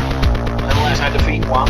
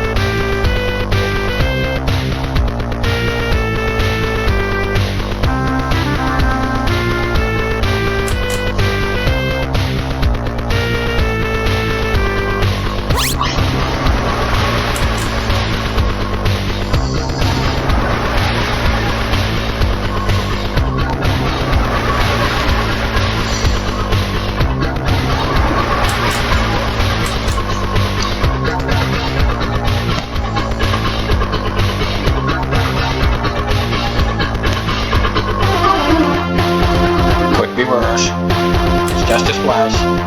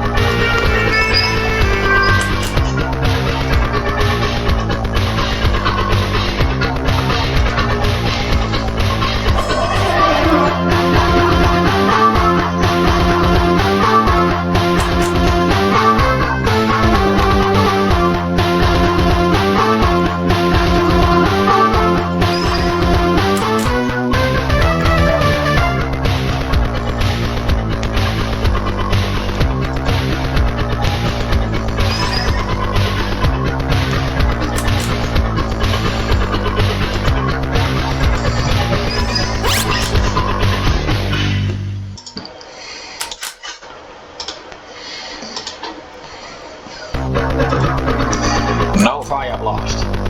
No way.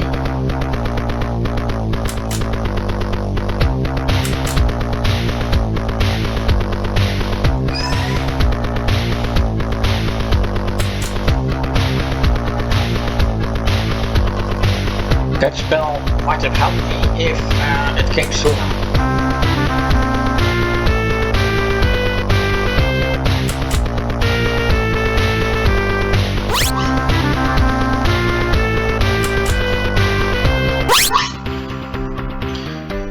Well, that takes care of that.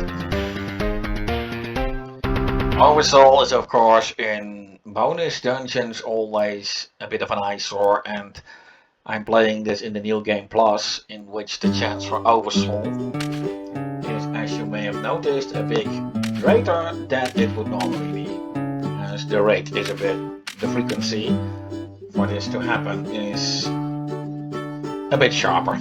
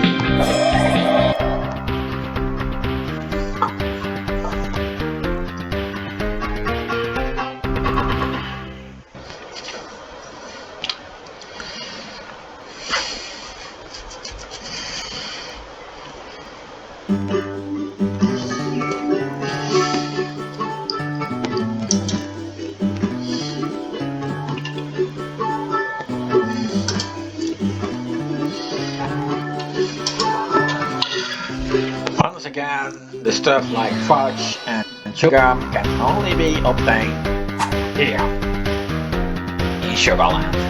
I guess that is quite obvious.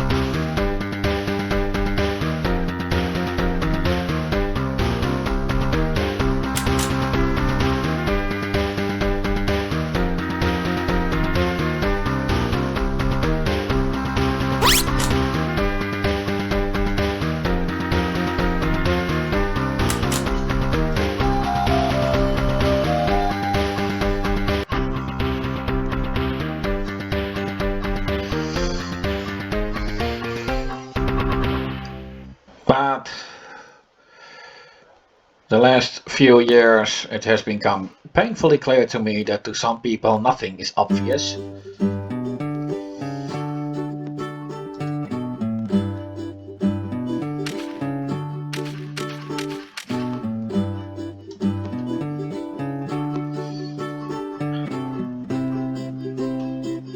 Now, of course, unlike the science facility, Sugarland is a pretty short dungeon.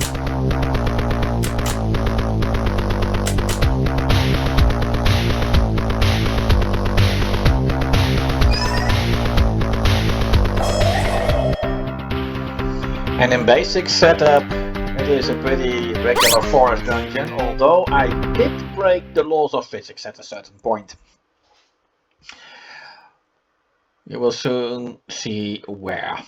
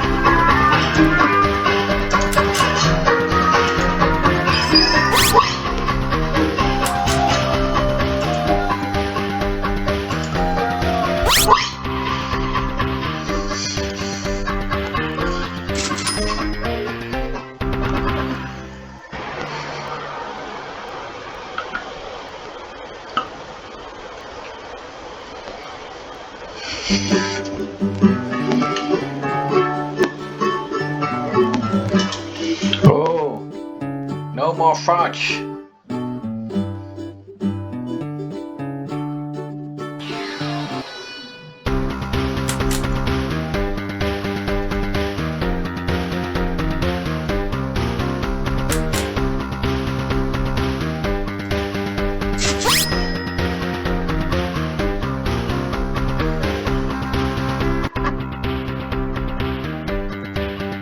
Still getting spores, huh?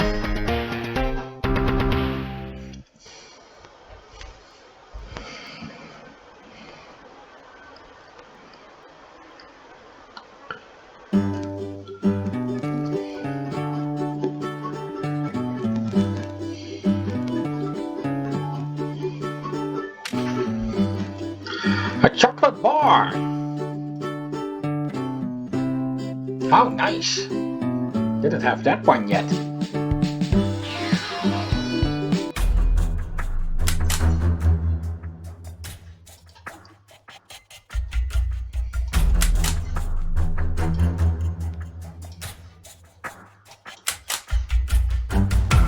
I was wondering when I would get another oversoul.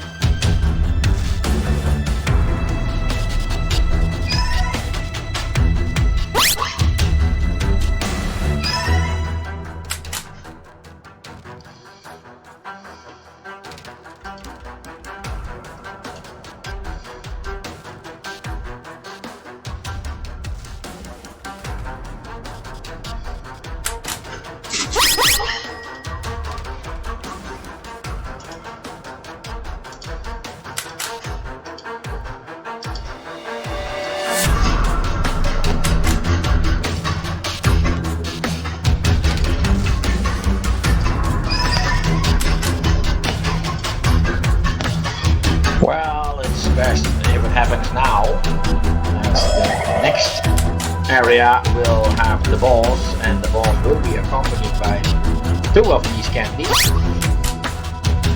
And not having to worry about one going over soul is always a good thing.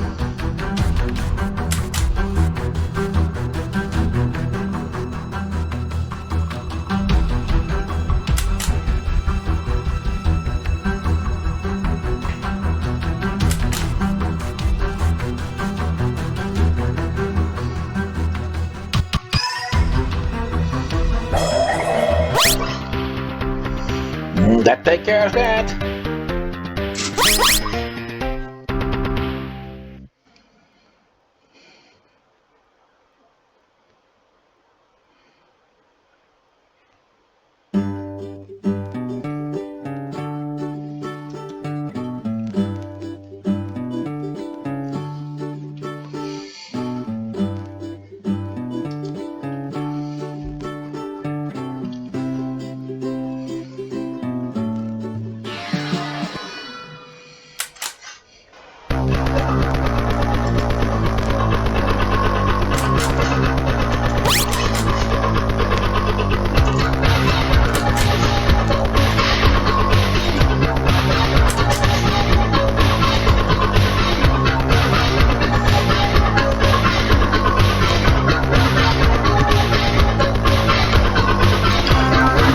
Angela has learned all her spells and special moves. Well, another thing less to worry about, I guess.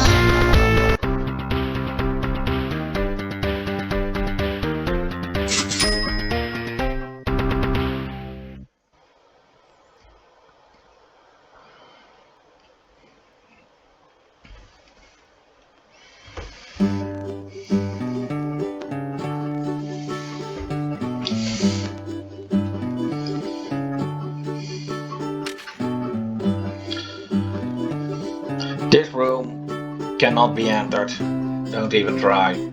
It is only meant for decoration.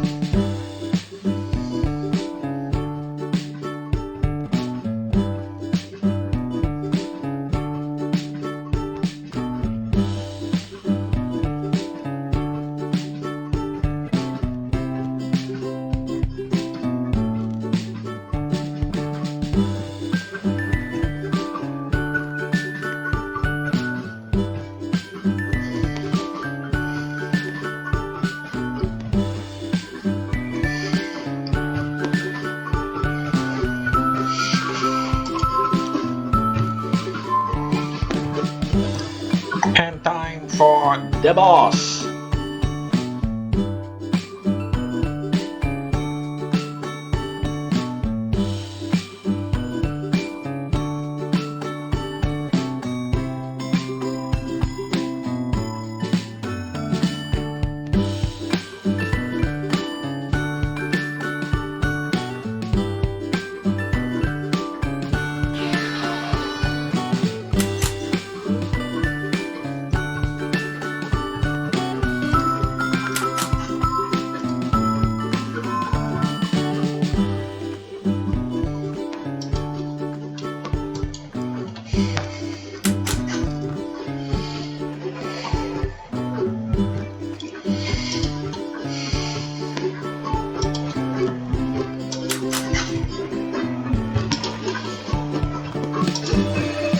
Yeah, I'd like to focus Rebecca on the boss itself.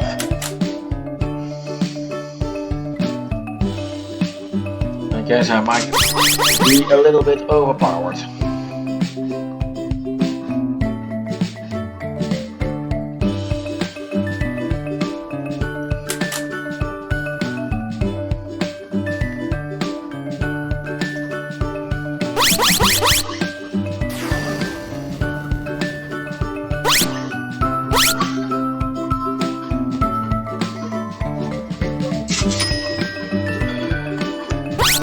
Now you already saw the name of the boss, Turbo D. The achievement for defeating Turbo Candy is Go Turbo, which will also soon appear. That is of course a clear homage. Erik Engeltjes for Eric getting 100. But that is of course all a clear reference to the movie Wreck-It Ralph.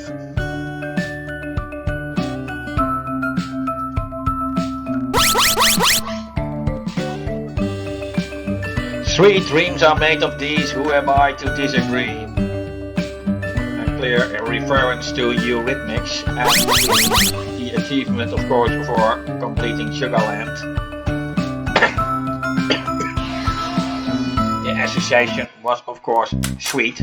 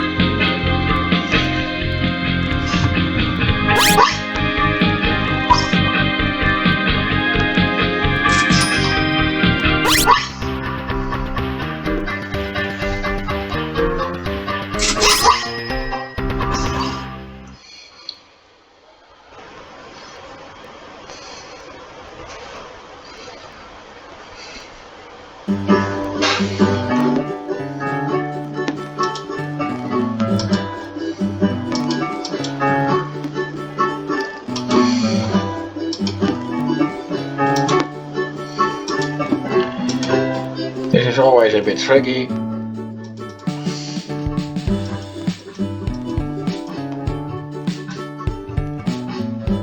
I'm not sure why. Yes, now it works. Perhaps you can see where I broke the rules of physics, as I am just back at the start as the dungeon has been completed.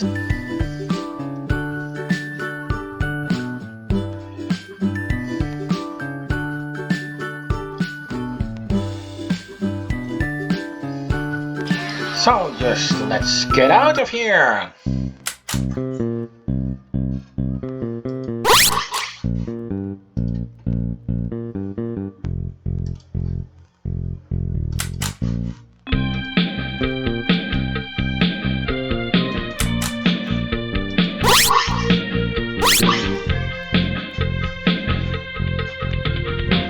Of course, I still have to deal with an oversolar.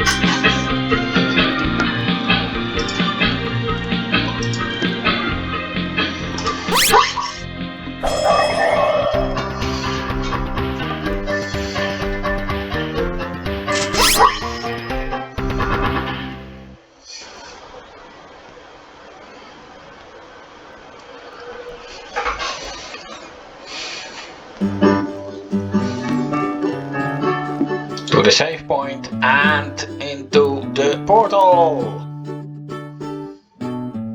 Of course, only to end up once more in a completely deserted Giggleton.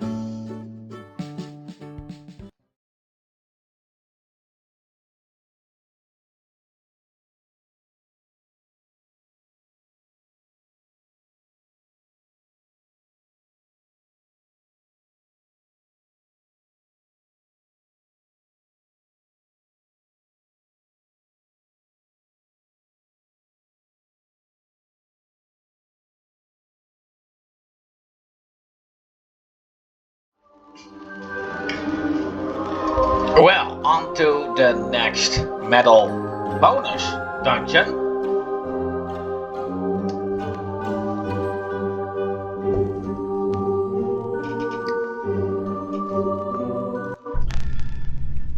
Which will be Murker. Murker is designed to be a point-and-click adventure with Keturah as the main character. And it was actually meant to be the first project in which the Keturah map engine would be used. However, unfortunately, the Murker project was cancelled pretty soon due to artistic reasons. However, as I didn't want Keturah to go completely into oblivion, I have added it here as a medal bonus dungeon. I really hope that I can still make the game of Murker happen, though.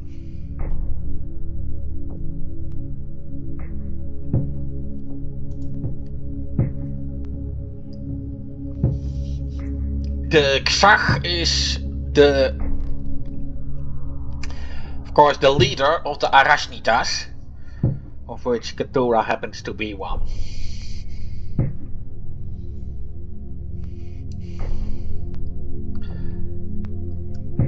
Okay, we need to find a pendant that identifies Keturah as the daughter of the Xag. Well, let's get this show running then. Now this is just a forest location. Of course, it now acts as a dungeon with monsters as Dyrt still happens to be an RPG. Of course, in the Murker game this would not happen. The Moo ant is a bit of an insectoid version of a cow. A few jokes planned in Murker also play on that one. It counts as an animal though, meaning that Dyrt can charm it.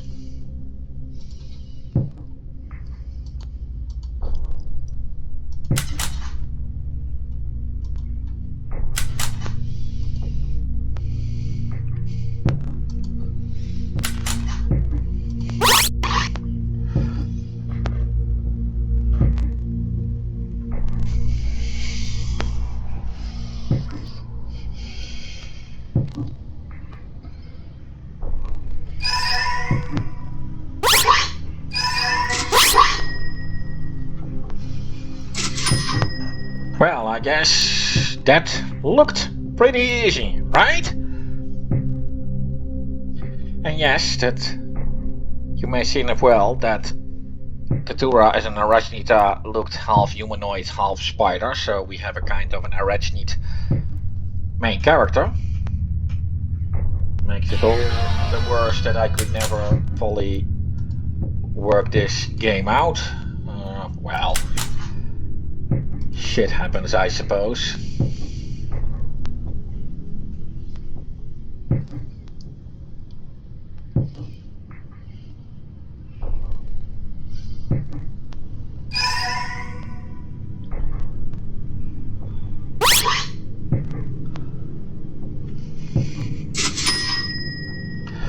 Well, how hard this place turns out is, of course, as you can see, really dependent on how well you have worked out Cindy under the goddess Malabia.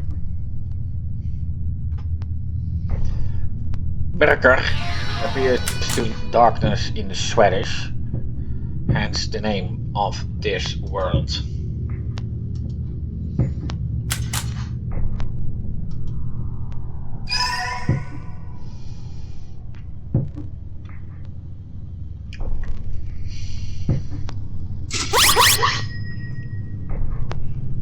You may already, if you have been paying attention, have seen that the only move that the Mumu ants have tried to use against me, if of course they were not either cancelled or already killed before they could, were all called Moo. As I said, it was a kind of an insectoid version of a cow.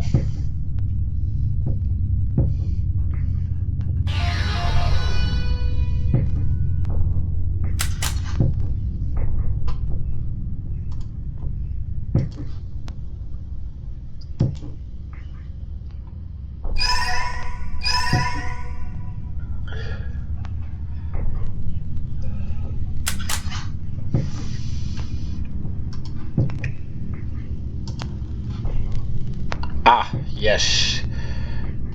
I still had that one in the queue before I can perform the moo.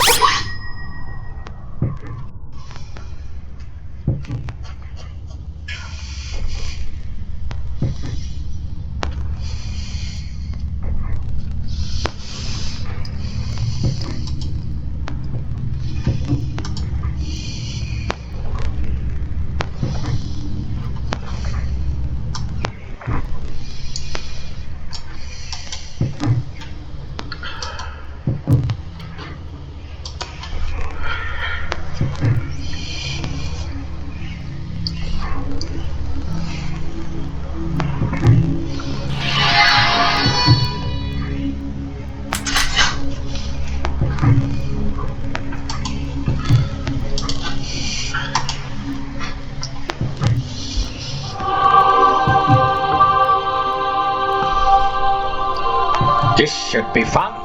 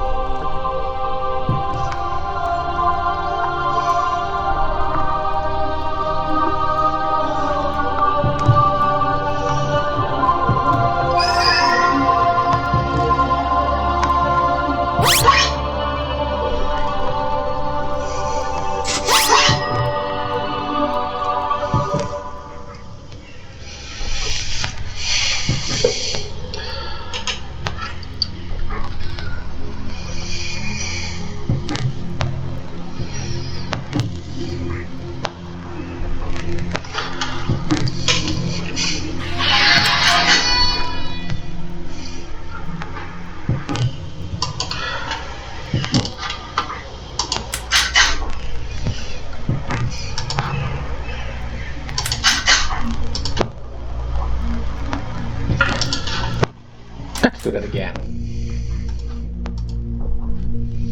Moo!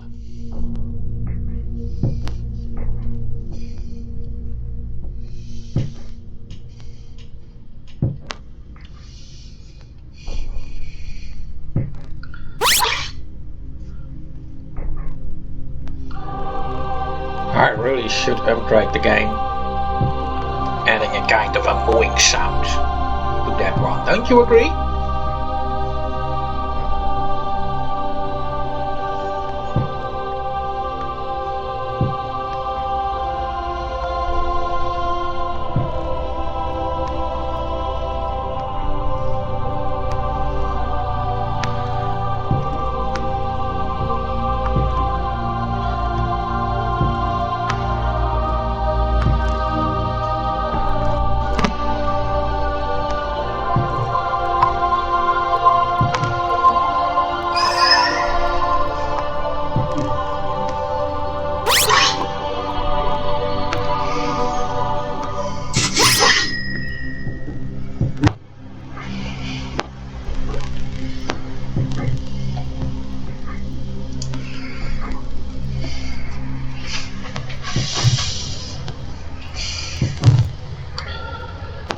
Well, of course, this spider guy will be the boss. One nice touch, you could see that the spider body of Cthulhu was brown and that this one is blue. That is actually based on the nose of parakeets. Parakeets, it depends of course the kind of parakeet, but the small kinds of parakeets, those green ones with a yellow head, have a blue nose to identify the males and a brown nose to identify the females. Although the brown nose is mostly only brown when a female is ready to mate. Yet, it is of course always nice to know. Boss time.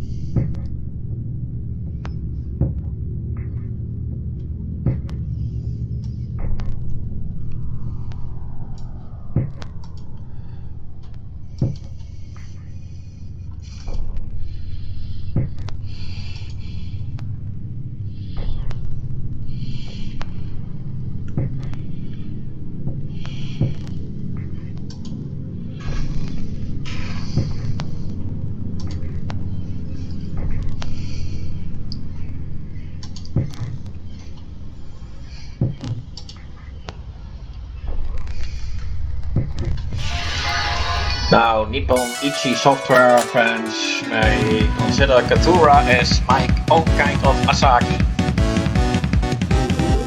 as I have had multiple ideas on starting the murder project anyway, but in the end it never happened.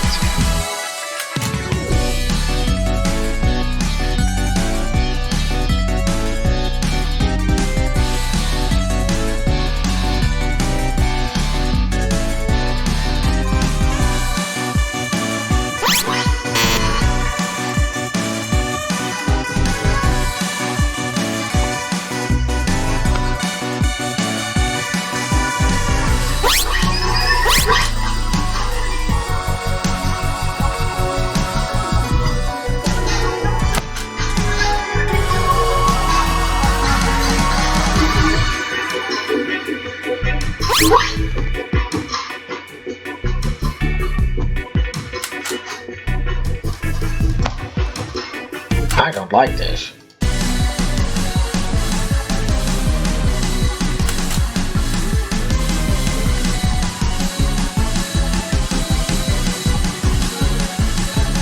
As you can see, Maria managed to steal Cthulhu's pendant from this guy. Was needed indeed.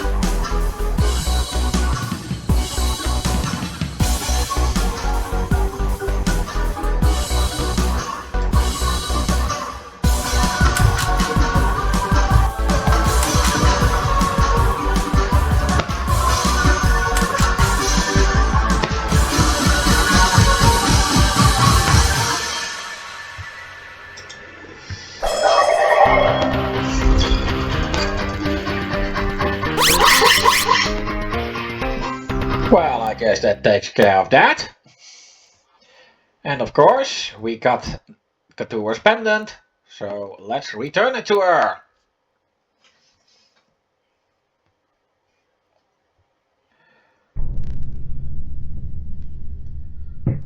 Geez, wasn't he the right one?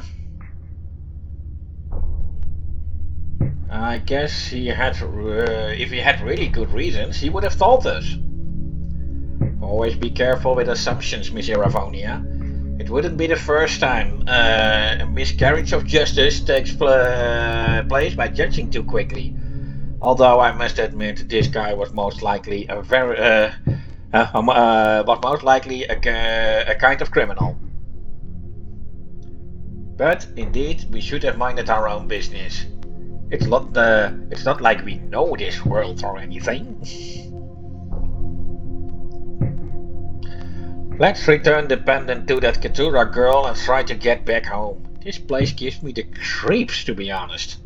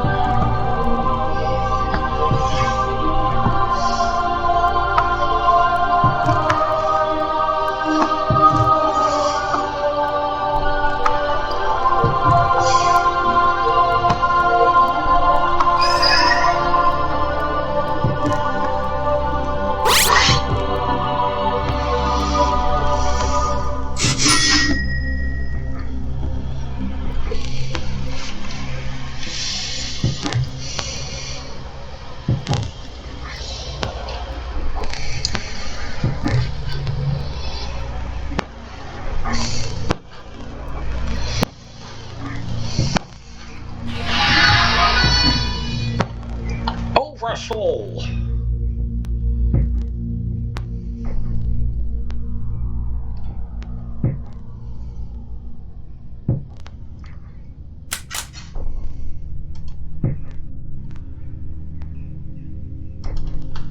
Well, let's see what we gotta deal with now. Oh, yeah.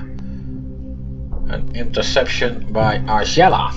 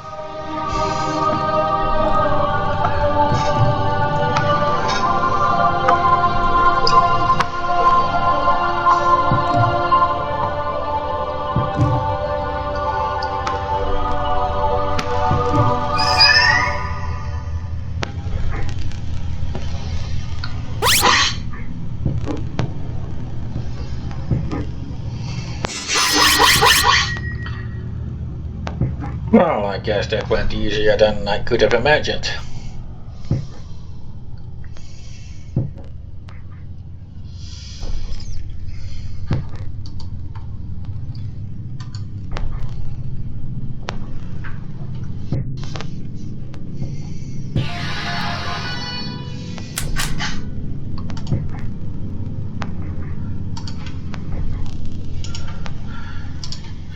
So you're going over Soul once again, eh?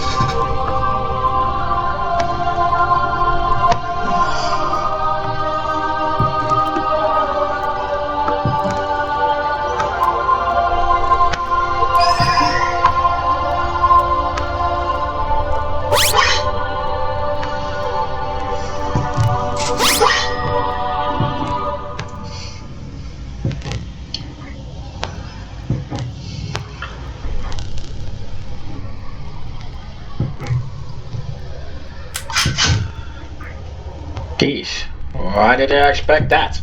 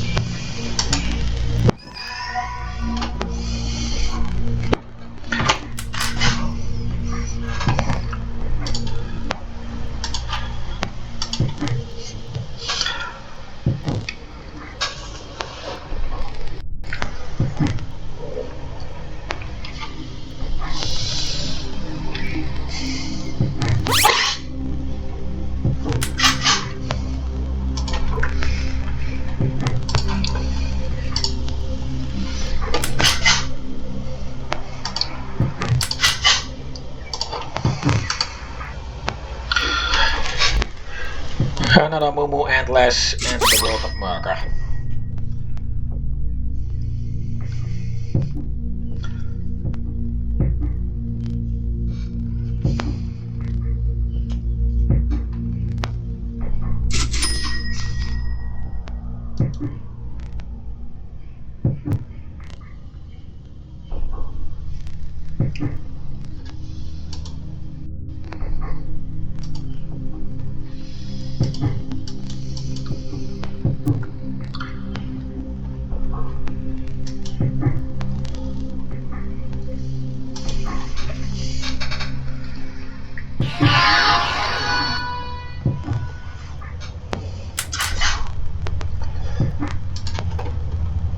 Cindy, girl, you're on.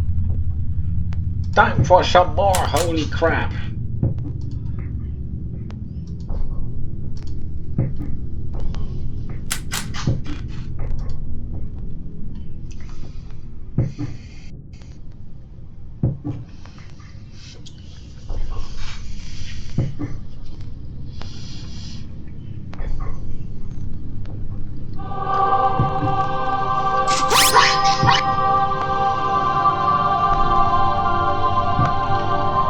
Yeah, this place makes a very good place for level grinding. Of course, even if you have returned the pendant to Cthulhu, you can always come back here. Just for fighting purposes. That is, of course, if you need it.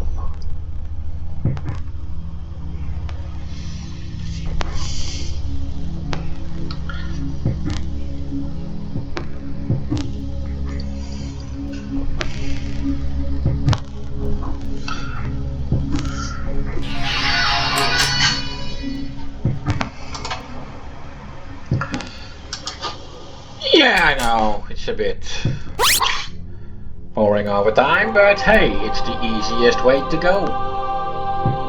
If I were rich and digga-digga-digga-dee-da-da-da-dee-da-da-da-dum, all I want is a dee-bitty-bum. If I were a wealthy man, wouldn't have to work hard. Digga digga digga dee da da da dee da da da dum. All I want is itty bitty rich. If I were a little bit old man.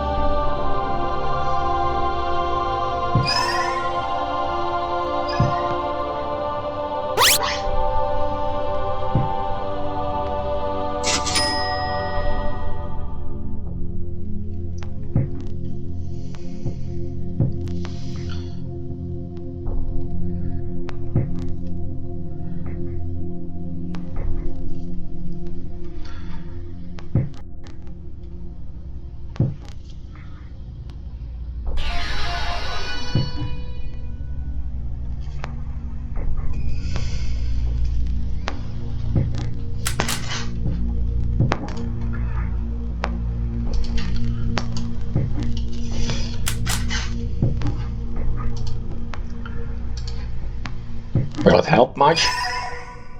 Oh, it does save me some vitality, I guess.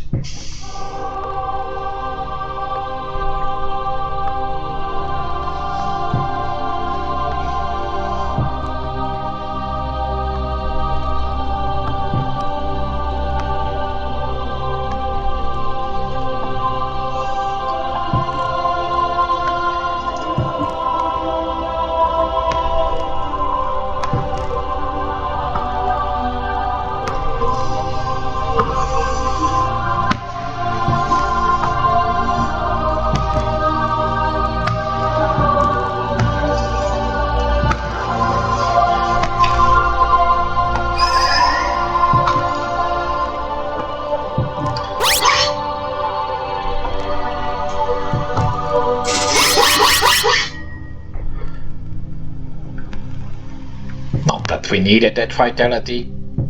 But hey, who cares?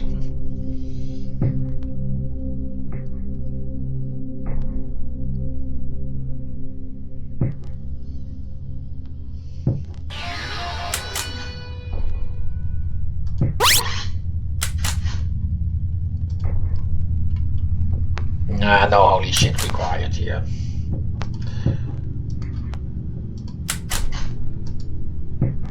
Just a smite should do. Or a blast arrow.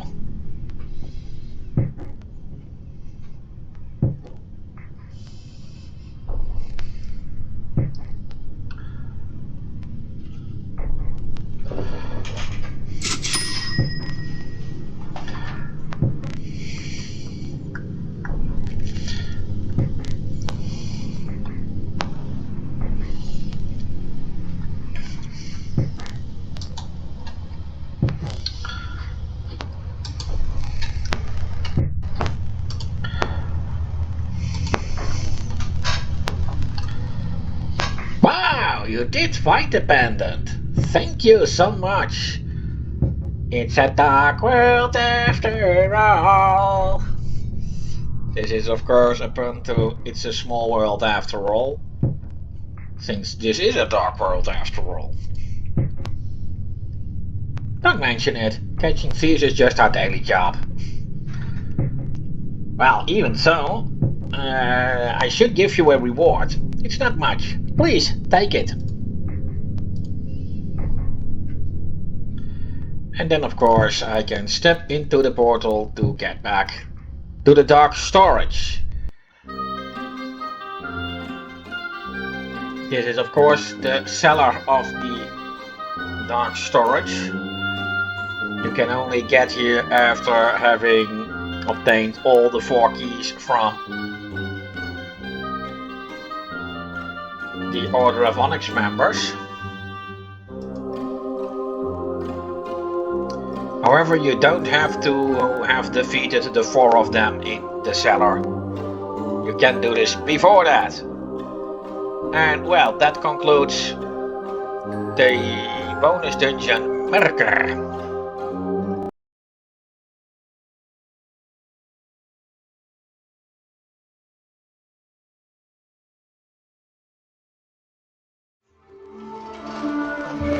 And the last dungeon that you can only unlock by medals is the Underworld, and the entrance to that is hidden in the Red Temple.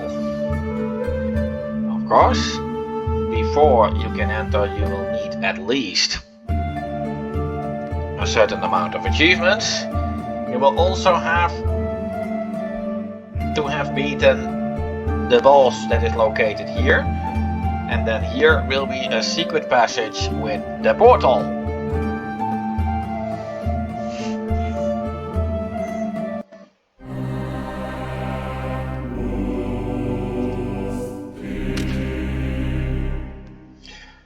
Now the Underworld is completely devoted to the afterlife based on mythology, both Greek mythology as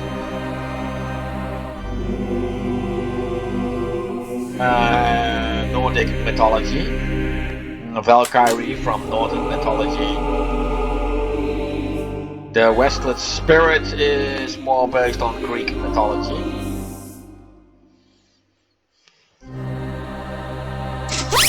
Although there are more folkloristic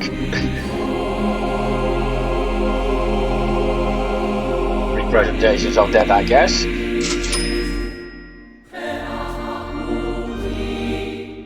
The Valkyrie and the Vikings, when a warrior died, the Valkyries would come for his soul and lead them to Valhalla.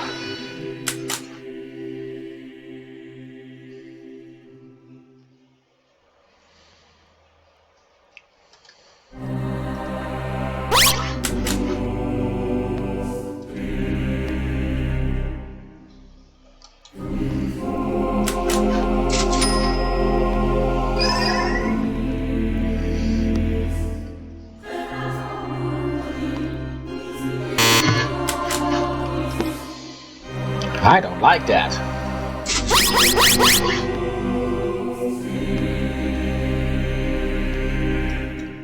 Oh well, wanna level up just in time can do, eh?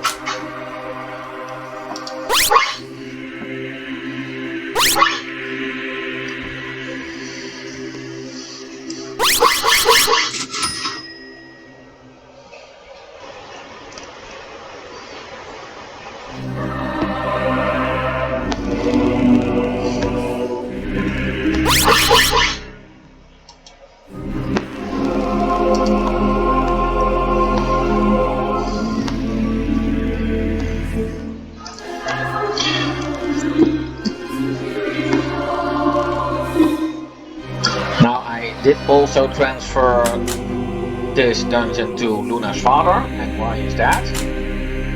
Well, it was quite a lot of effort to make this particular dungeon, certainly some things that will follow later. And the requirements here to get here are pretty high. So in Luna's father you can get here with lower requirements, so there's some harsh enemies as a result. In order to let the effort I put in this particular level not completely go to waste, as I am pretty sure that only a small group of players will here in the Dyrt game ever be able to reach this place.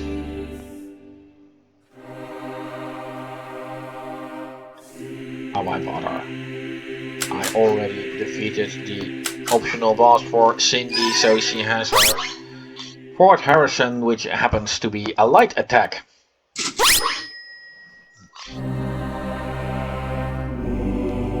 $214.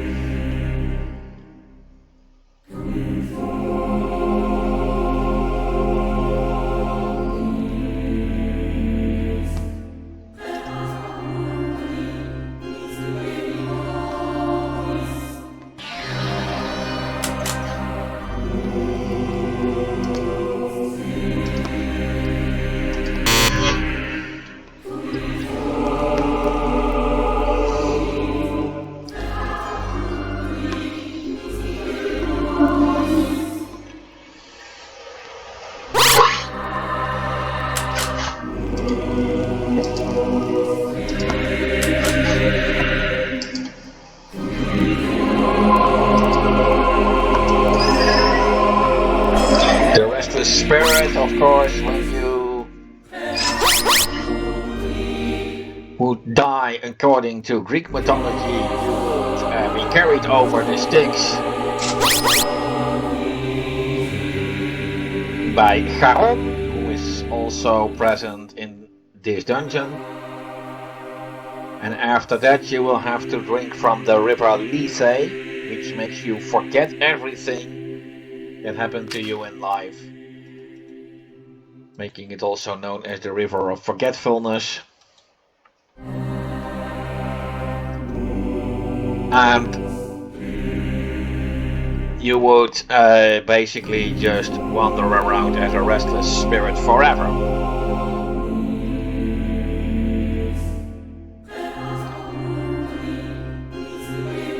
Well, this is of course the Styx. That naked guy with that red scarf over his body is of course Charon, the ferryman. You cannot see it in this video. That has something to do with my recording software, as the game will ask. It charges me 1,255 shillers for a ride. Let's just give it to him. This ride is a one-way ride. You cannot go back. Now, if you make it on the other side, then there are only two ways to get out of here. Either losing a battle or by completing this place.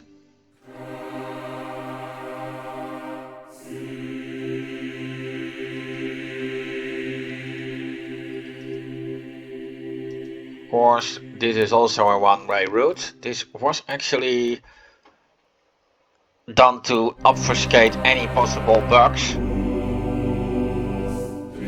So you can not go back to Charon after saving the game, as that would absolutely fuck things up, to put it mildly.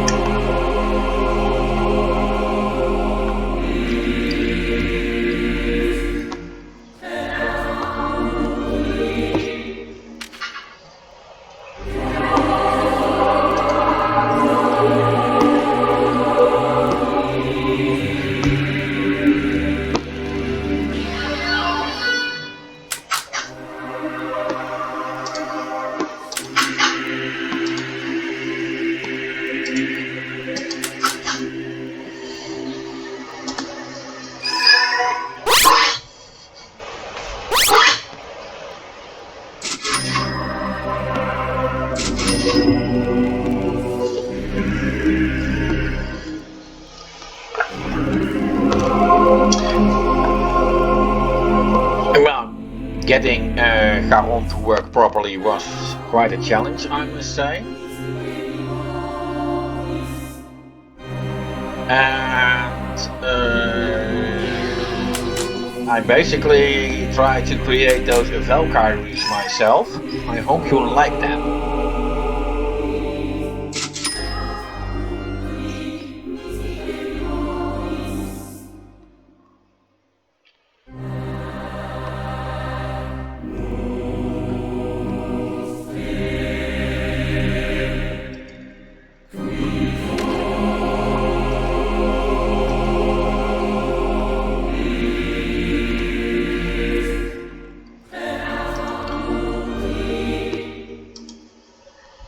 For a boss. And what music piece would fit better to a super Valkyrie than De Rit der Walkuren by Wagner?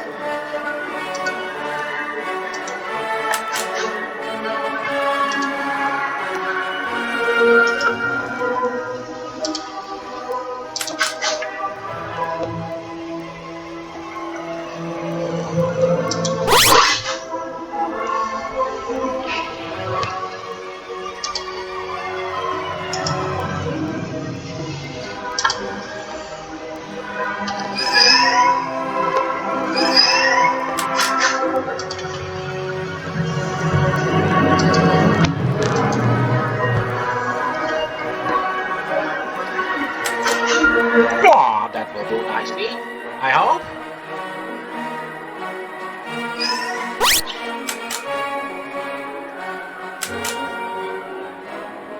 Don't use light on the Valkyries. Those are holy entities. So that will only heal them.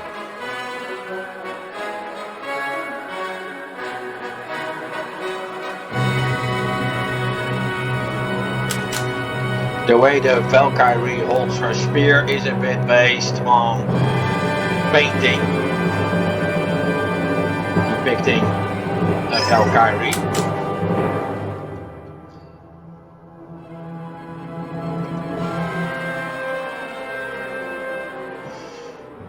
I only don't remember who painted that picture and what it is called, so that will make it hard to look it up.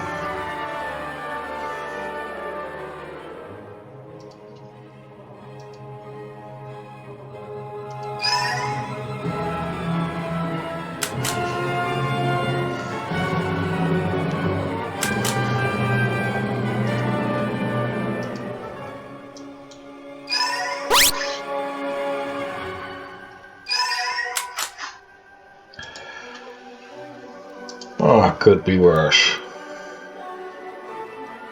It was not like Eravonia was the one here who would save the day.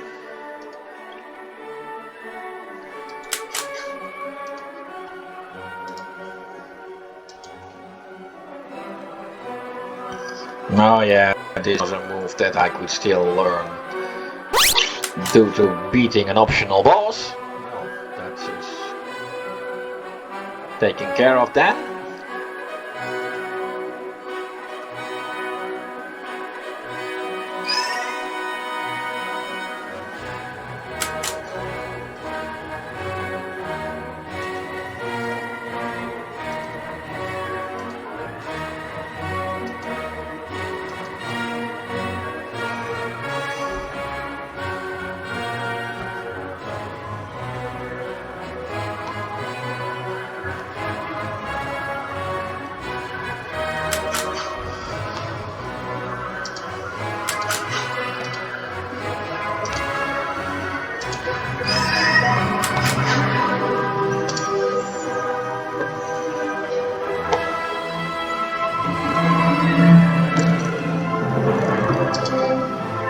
Yeah, I had to look.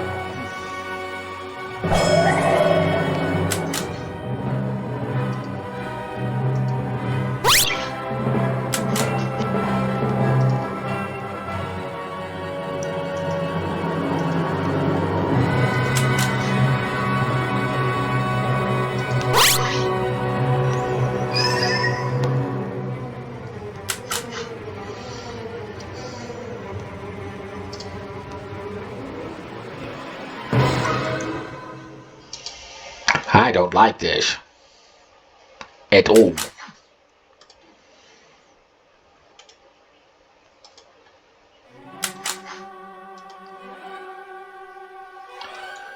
But hey, in the new game plus you can easily score ambrosias, especially when you also do the metal places. So who cares?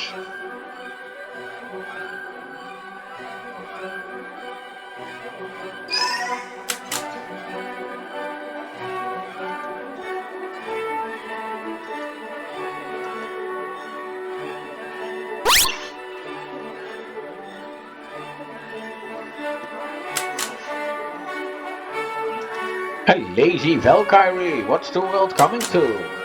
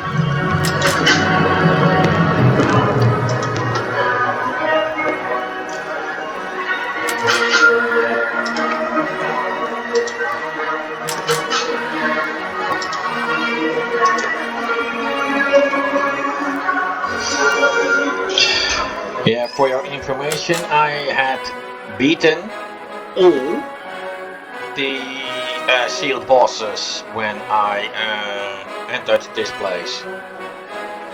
That is not a requirement,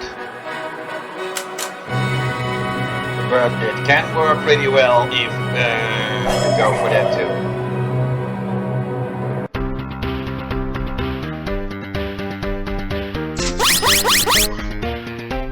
Of course, then you should always remember that Cindy is equipped with a whip that has the light element, and she should never attack this boss with that. Well, I did it so I could emerge victorious.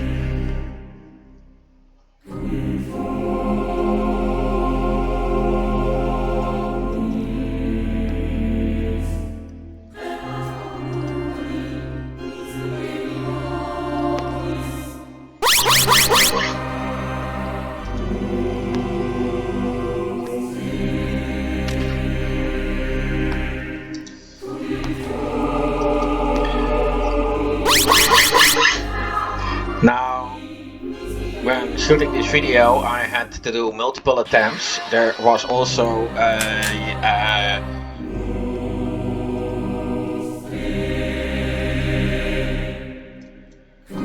my traveler's emblem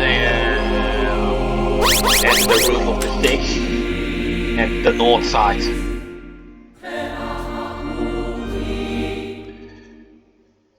Of the river, actually.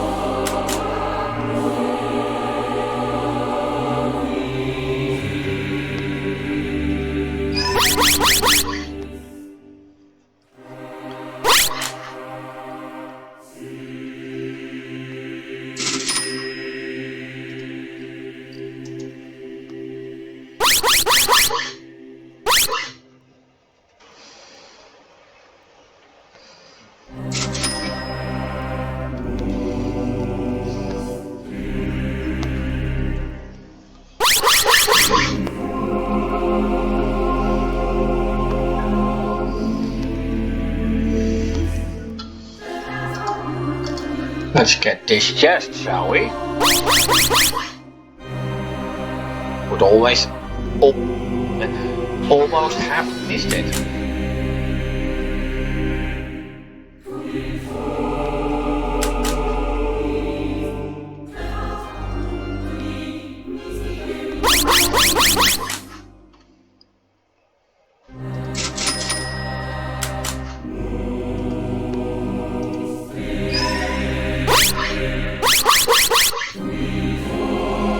Yeah, I don't know how many level gains I got from that boss. Must be quite a lot.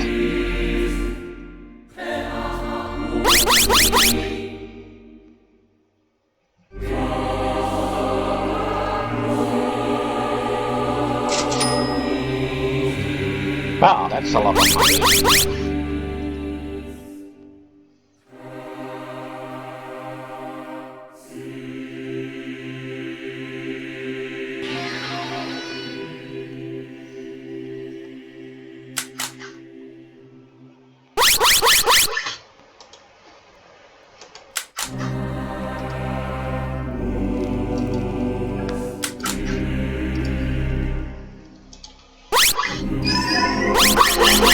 And of course, as I am trying to beat these, the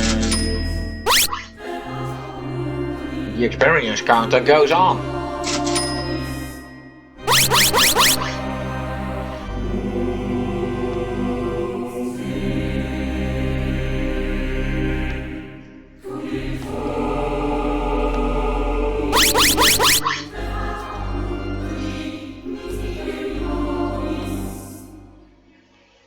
The maximum level has been increased to level 300.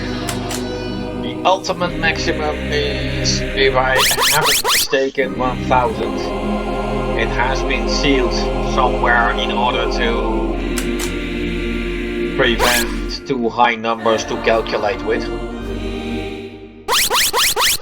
As that would always get some funny effects.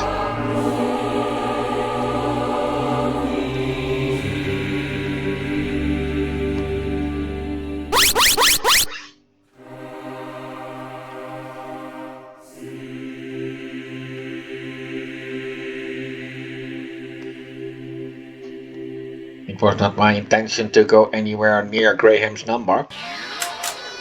Of course, that is most of all a kind of exaggeration.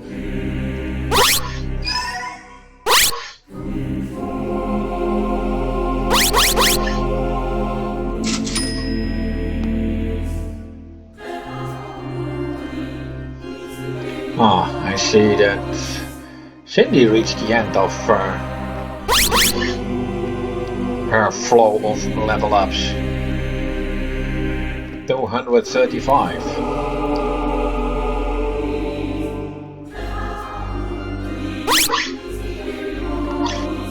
And 2 more. After all, the requirements to get here were high. Thus the higher prices.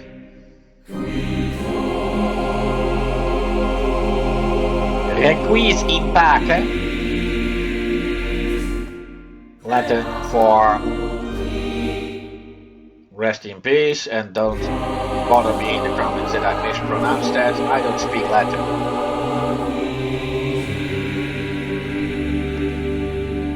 I only looked that one up in an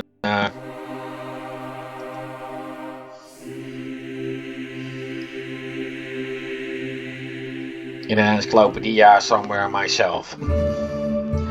Anyway, that ends the underworld.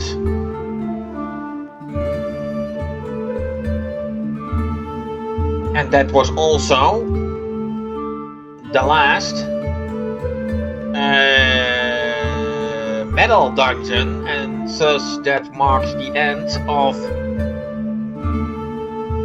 the developers commentary videos for the Secrets of Dyrt.